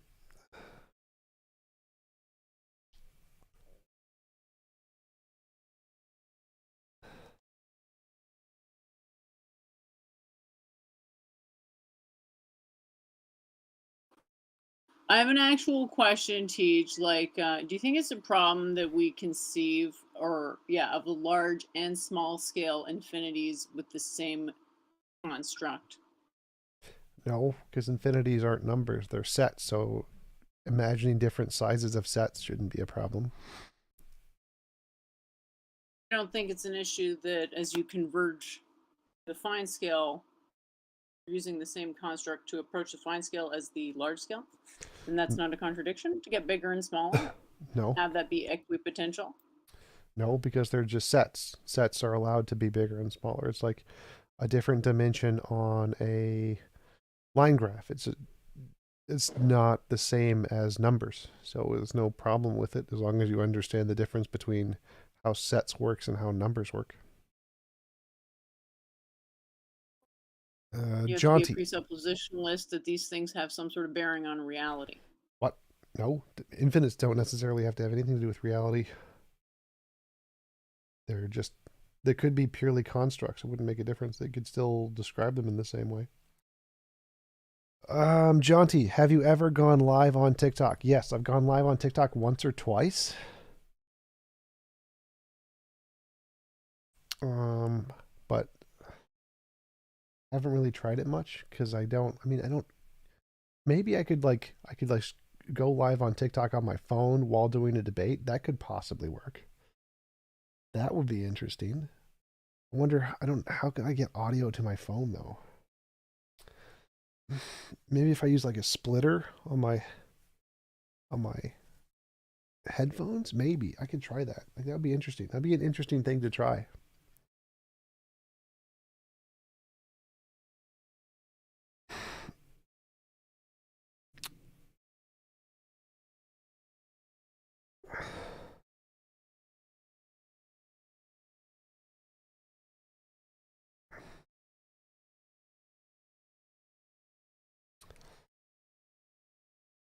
Brandon, I debate pretty much anybody. Invite anybody on my show, so it's not like, I debate professors, so.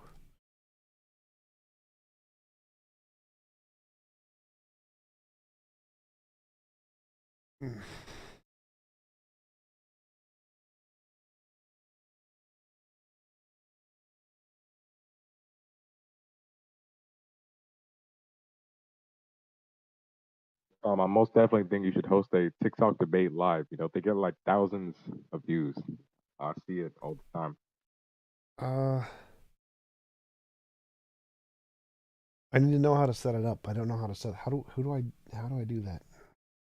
And I'm thinking about it. Like if I could split my audio and get my audio to my phone somehow, because I couldn't do it. I couldn't just turn my speakers off because then it would produce an echo. So I'd have to like get a splitter for my mic and get it hooked into my audio from my phone. And then I could probably just put my phone up like here or something and have it like attached and just pick up the picture from my screen. It's possible I could do that. It's possible I could do that. Yeah, I bet if you, Google it or look up how to do it on YouTube, you could get a lot of answers and, start it up.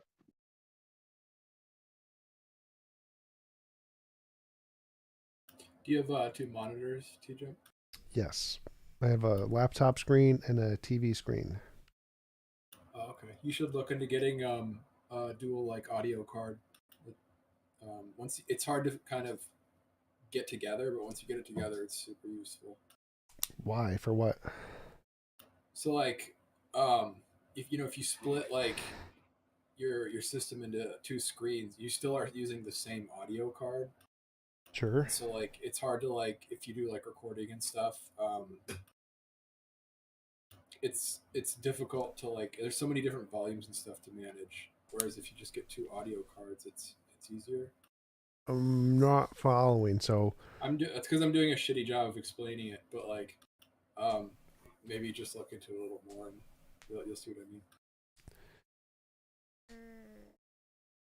Because the audio just goes to one location, just my laptop and my speakers. So it doesn't actually go to anything on the second screen.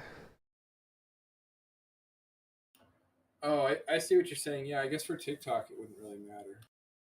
Oh yeah, for TikTok, all of the audio would go straight to the phone. Yeah, that's a good point. Forget what I said. Need to see Matt Dillahunty debate TJump. That would be interesting. JG, thoughts on Presup? Presup is stupid. Presup is very stupid.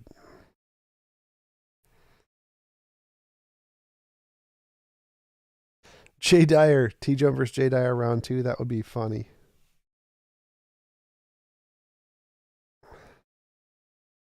I think Jay Dyer blocked me on everything, so good luck getting him to agree to that.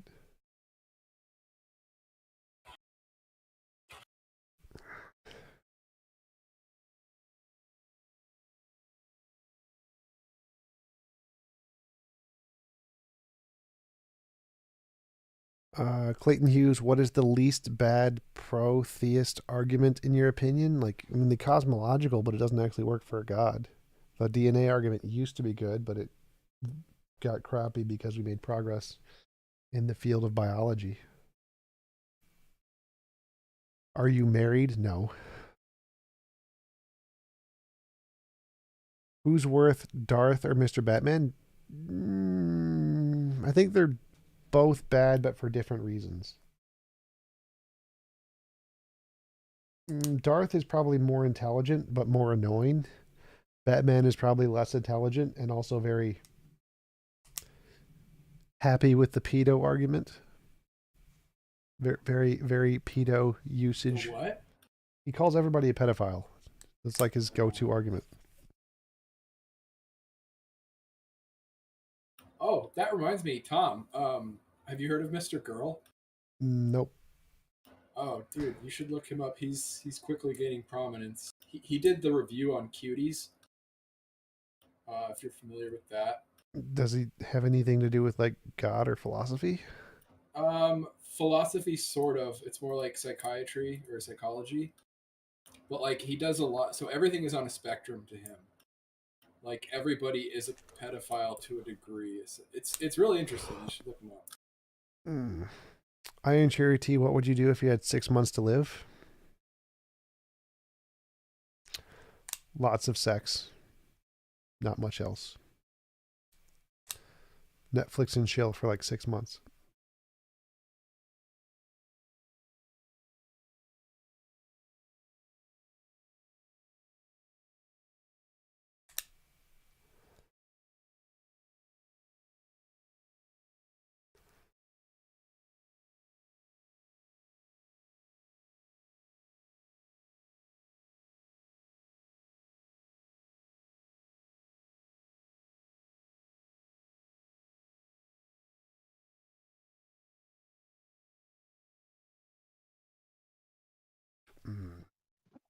If you had 10 minutes to live right now, would you turn to a religion just in case?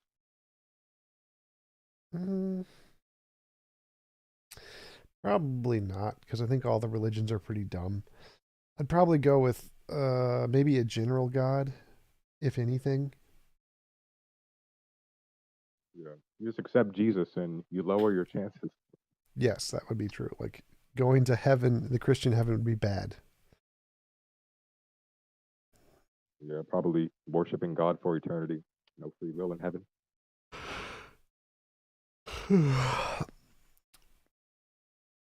I would pray to the Dovahkiin to be reborn into Skyrim or Harry Potter. Star Wars.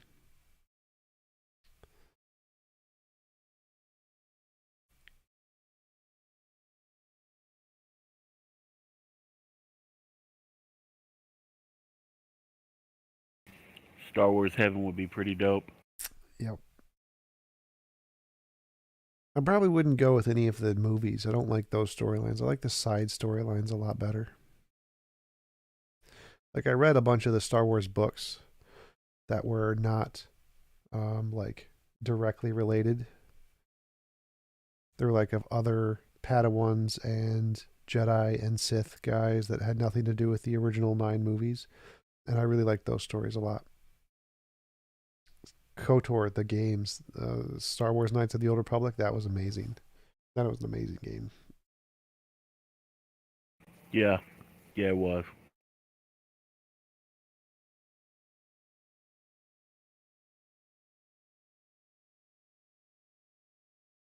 Love the soundtrack too, especially the one from the Water World.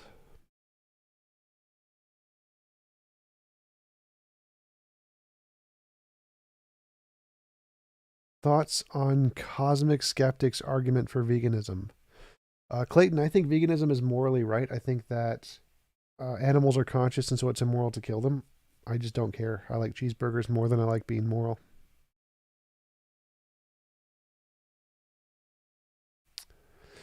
Mr. Matt, thank you for the entertaining debate. Your patience is amazing.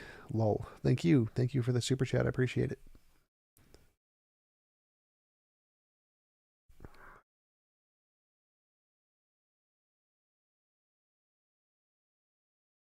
Christian heaven would be awesome. No, definitely not.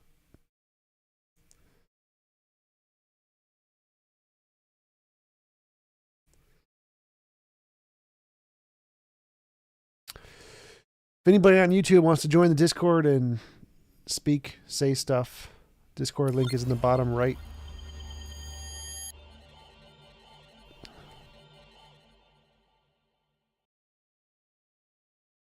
Why don't you stream on Sundays while playing games? Ask TJump annoying questions. I used to do that. I did get a new game I really like too, Dark Souls 2. I've played it before, but good game.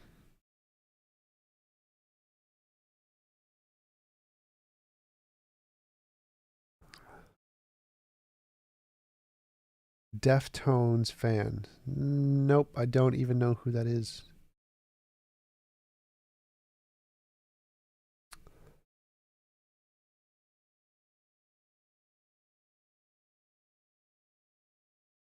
MDMA heaven? I don't know. I don't think you would need that. I think if there was like a heaven, it'd be more like the Matrix where you could just download whatever you wanted.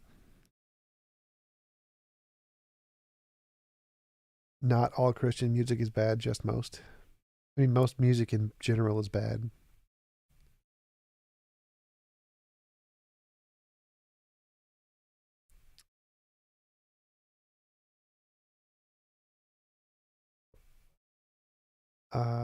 Blessed be he. Do you know the path? I believe you asked the question wrong. It's do you know the way? Remember that meme from a few years ago? Do you know the way?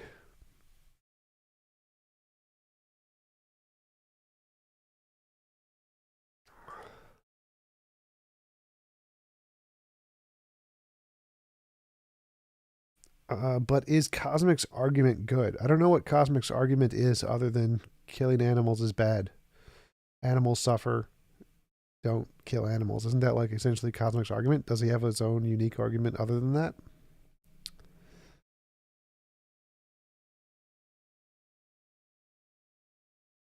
Pop, pop, pop thing. I don't know what the pop, pop, pop thing is.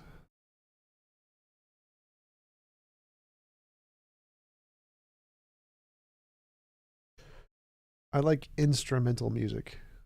Instrumental music is the kind I like.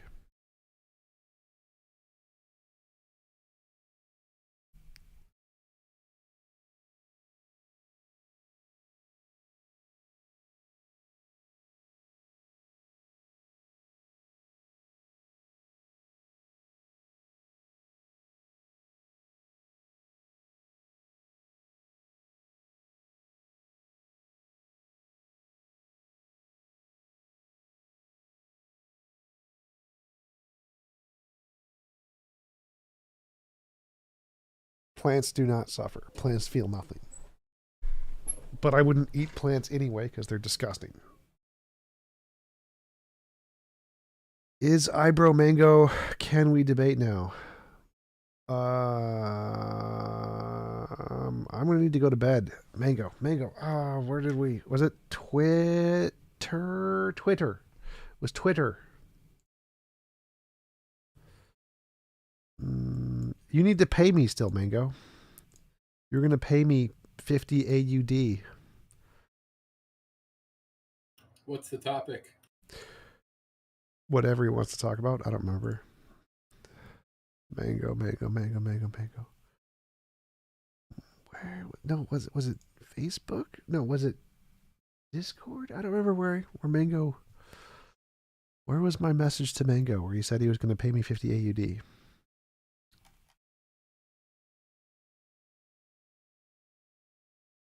Can we get Mango back in Discord? Was Mango banned from Discord? Gmail. Gmail? Gmail. Social media, Gmail.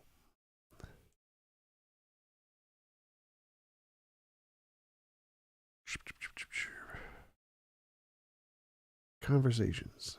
Mango tea. I don't see Mango here.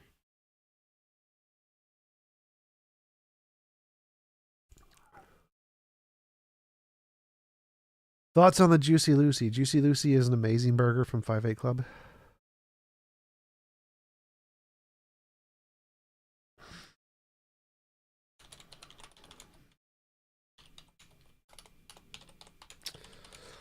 Mango, send me another message on whatever you sent me a message on before, and we can set up a debate time and once you send me my monies.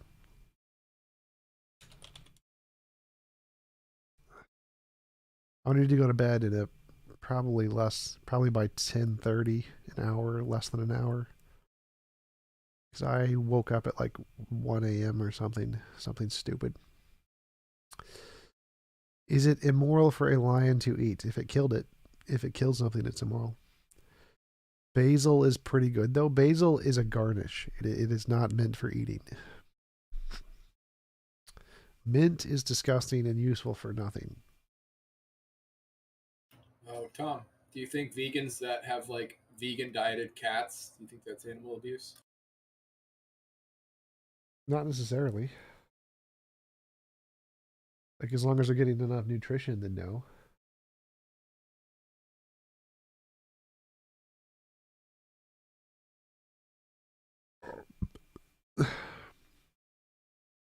DMZ, didn't you say you got sick or something? Yeah, we could meet at the 5-8 Club. That'd be great. Or Matt's is okay, but I like 5-8 better.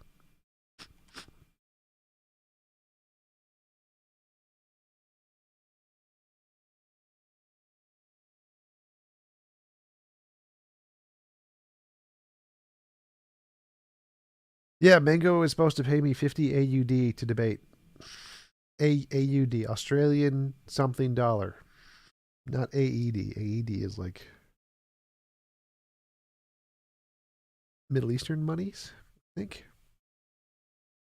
What about oranges, bananas, apples? Apples are disgusting. Grapes are disgusting. Oranges and bananas are tolerable, but I don't really like them. I'm a cheese, meat, and bread kind of guy. I mean, I guess lettuce and tomato on a Wendy's cheeseburger is pretty good.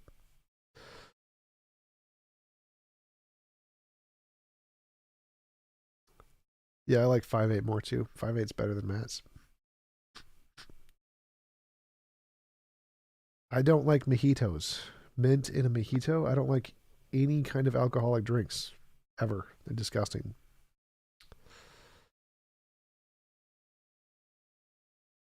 Do you not like the mint, Tom, or is it just the alcohol? What? No, the alcohol. I don't like any alcoholic drinks. I don't like mint either, but I don't like any alcoholic drinks. I make non-alcoholic mojitos every now and then. Pretty good. I make a non-alcoholic cherry Coke. This is the best one.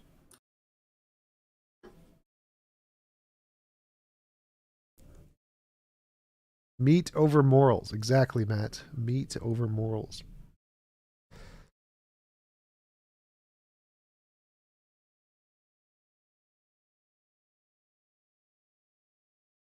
Basil is not meant to be eaten. Basil is meant to add flavor to actual food that's meant to be eaten. I do not smoke weed. What? You got a question? Yeah. Out of all the debates you had, how many debates do you think you lost? 4 or 5. How many debates do you think you did? 500. Wow.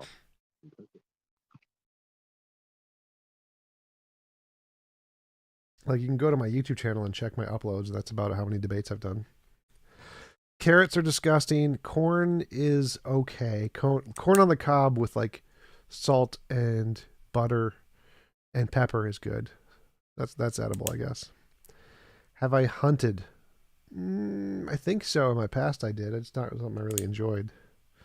Too much sitting around waiting and then walking. I don't like that.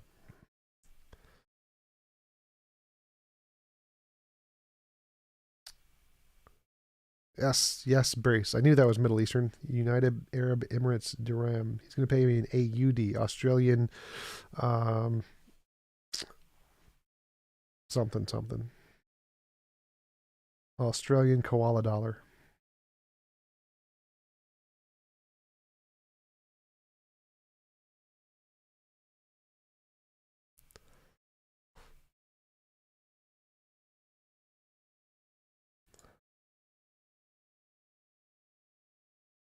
Nope, no Long Island iced tea. I like Vietnamese iced tea. Vietnamese iced coffee. Vietnamese iced coffee is the best. You have CCC in your name, Collective Content Channel. You're a beta. You're like the CCCP. Matthias Hotzenauer.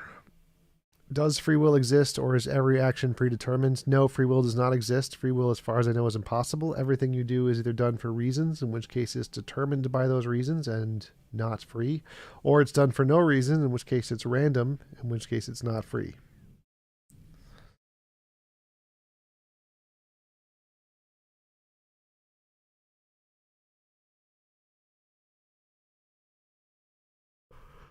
Phones, okay. Corn dogs are okay. Do you think Hake is hypnotized by Jesse Lee Peterson? I don't know if Jesse Lee Peterson can do hypnotism, but that would make a lot of sense.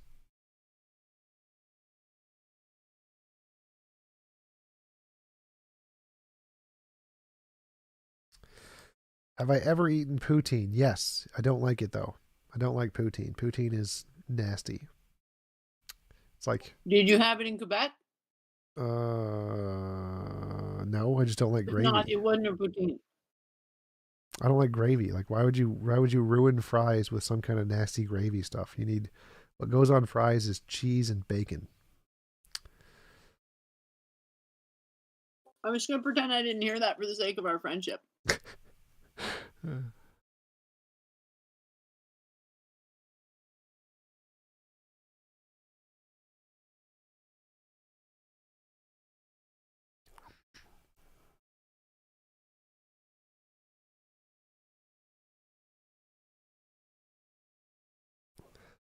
I'm sorry I ruined it again. Somebody please talk to TJump. Okay, I won't wreck it, I promise.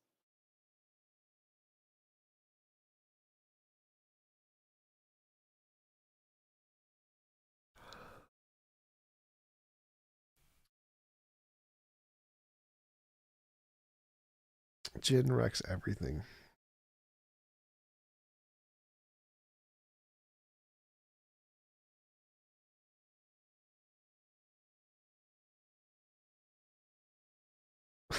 Jesse Lee Peterson is a hypnotist. That would be interesting. Like, I could totally see Jesse Lee Peterson as like a witch or a wizard or something. That would make a lot of sense.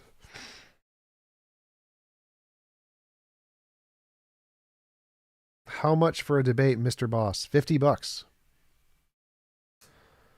$50 for a debate.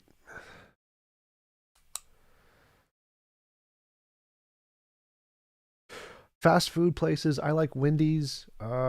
Dave's Double. Dave's Triple is okay. Dave's Double is pretty good. McDonald's Double Quarter Pounder with cheese is pretty good. I like the McDonald's fries a lot. Wendy's fries are pretty good sometimes. Sometimes they don't have enough salt on them. Is there any seafood you think is good? Yes, there are lots of seafoods. Crab, lobster, shrimp, clam. Clam isn't as good, but all of the shellfishes are good, pretty much.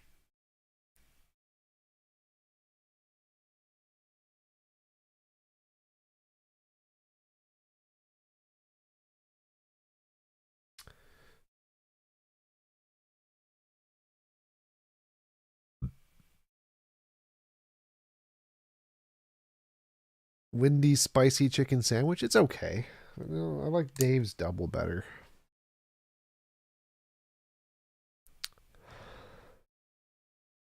Hardee's Frisco, I think that's kind of like Taco Bell. Mostly just indigestion in a sack.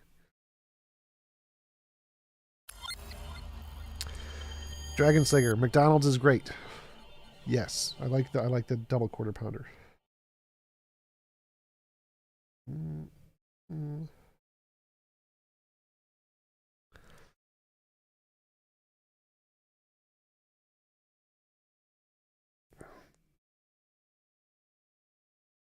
You lived at Hardee's. How does that work?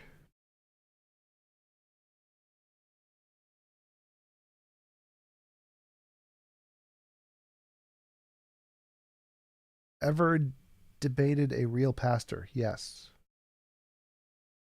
Gino Jennings. I have no idea who that is. Copy. Search.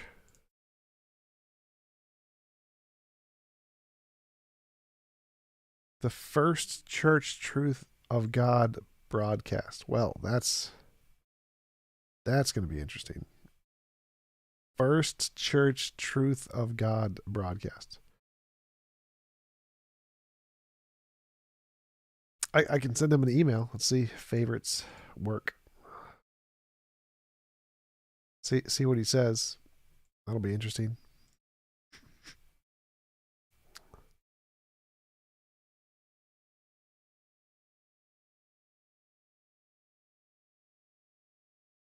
A pound of food in one sitting? That's not even that much. I eat way more than a pound of food in one sitting. Like a pound is like nothing. Like a single Wendy's triple, Dave's triple is like at least 2 pounds.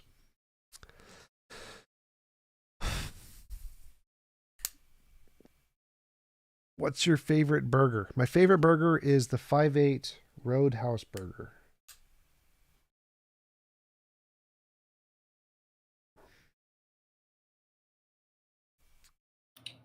Tom, do they have JL beers in Minneapolis? Maybe. I don't know. Is that a restaurant or a beer? It's a restaurant. There's like 4 or 5 of them in Fargo, Moorhead area. I haven't heard of it. I haven't heard of it, so I don't know.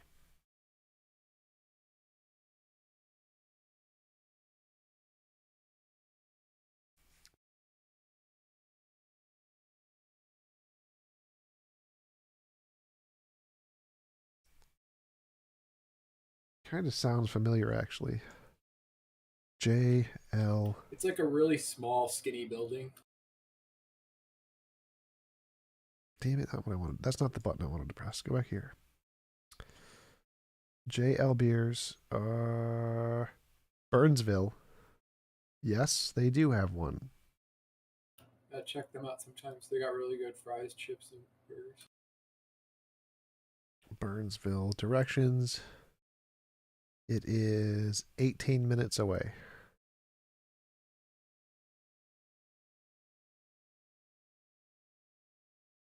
Menu.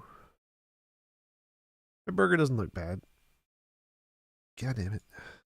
They like have a potato like peeler and slicer, so they just take a whole potato and put it on this thing and it like slices it into chips and they deep fry them.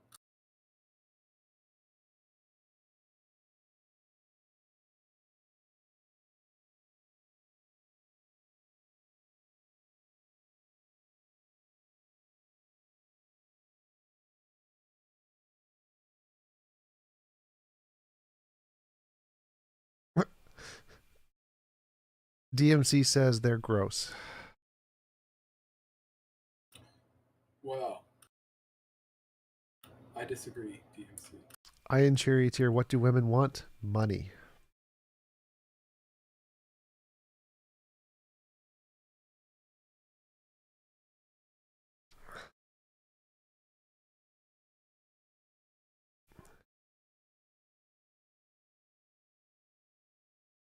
Like no, a Wendy's burger is definitely a Dave's triple is like at least 2 pounds. It is heavy.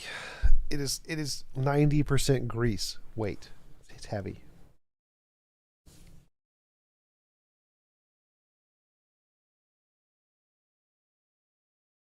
I mean, a double quarter pounder from McDonald's is a half a pound, and that's just the meat.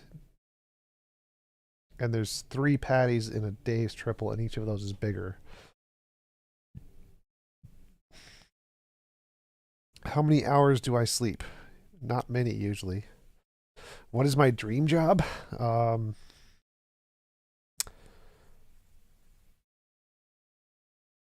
don't know. President of the United States?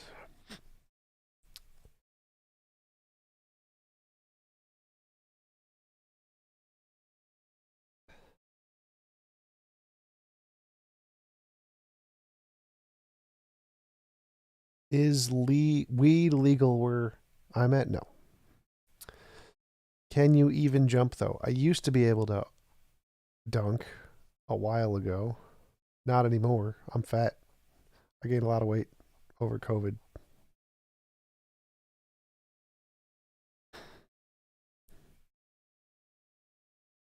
TJump, is religion conceptualized by a person's belief system? I don't know what that means. I do not know what that sentence means. Jonty, do you like seafood? Yes, I like seafood a lot.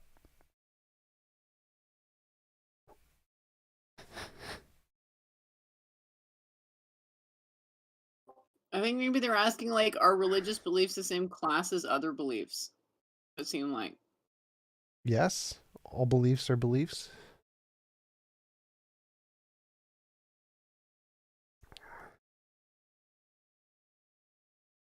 Hey, Tom, what do you think about the argument? The universe has a cause and it's God. Therefore, God exists. It's a stupid argument. The universe, even if it has a cause, could just be a quantum field. There's no reason to think it was a god.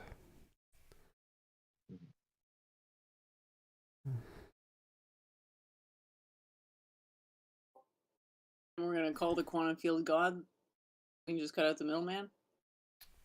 That would kind of defeat the purpose of the word God.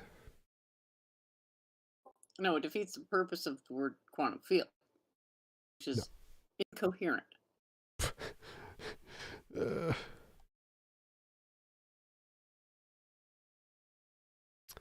Where does atheist belief come from? The brain. The brain is where it comes from. Rationality.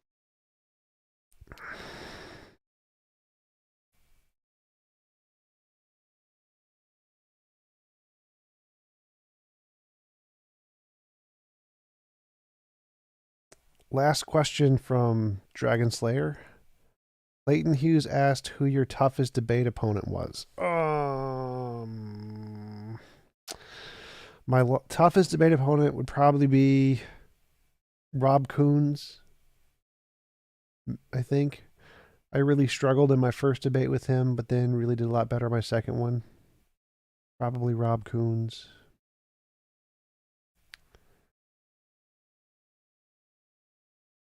And Jay Dyer. I was going to say, ask yourself. Those aren't tough debate opponents. Those are morons. Morons are not tough debate opponents.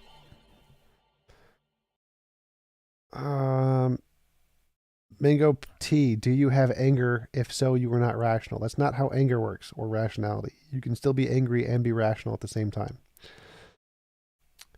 You need to visit here in Australia. We have some amazing seafood. If you pay for the trip, sure. I'm not going to pay like $1,000 to get seafood in Australia.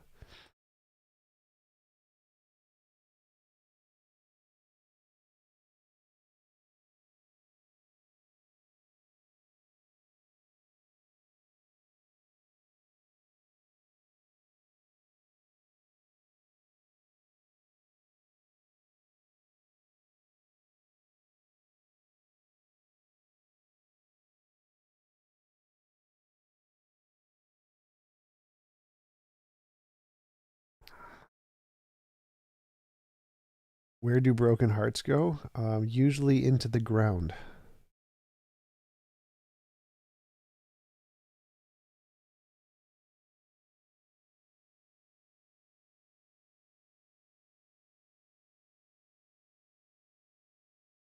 Is atheism considered a cult? No.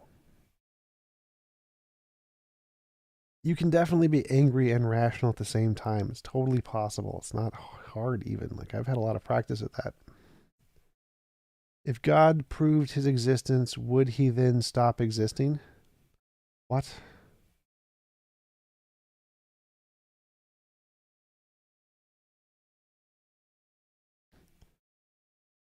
See ya, DMC. Let's get 5-8 sometime.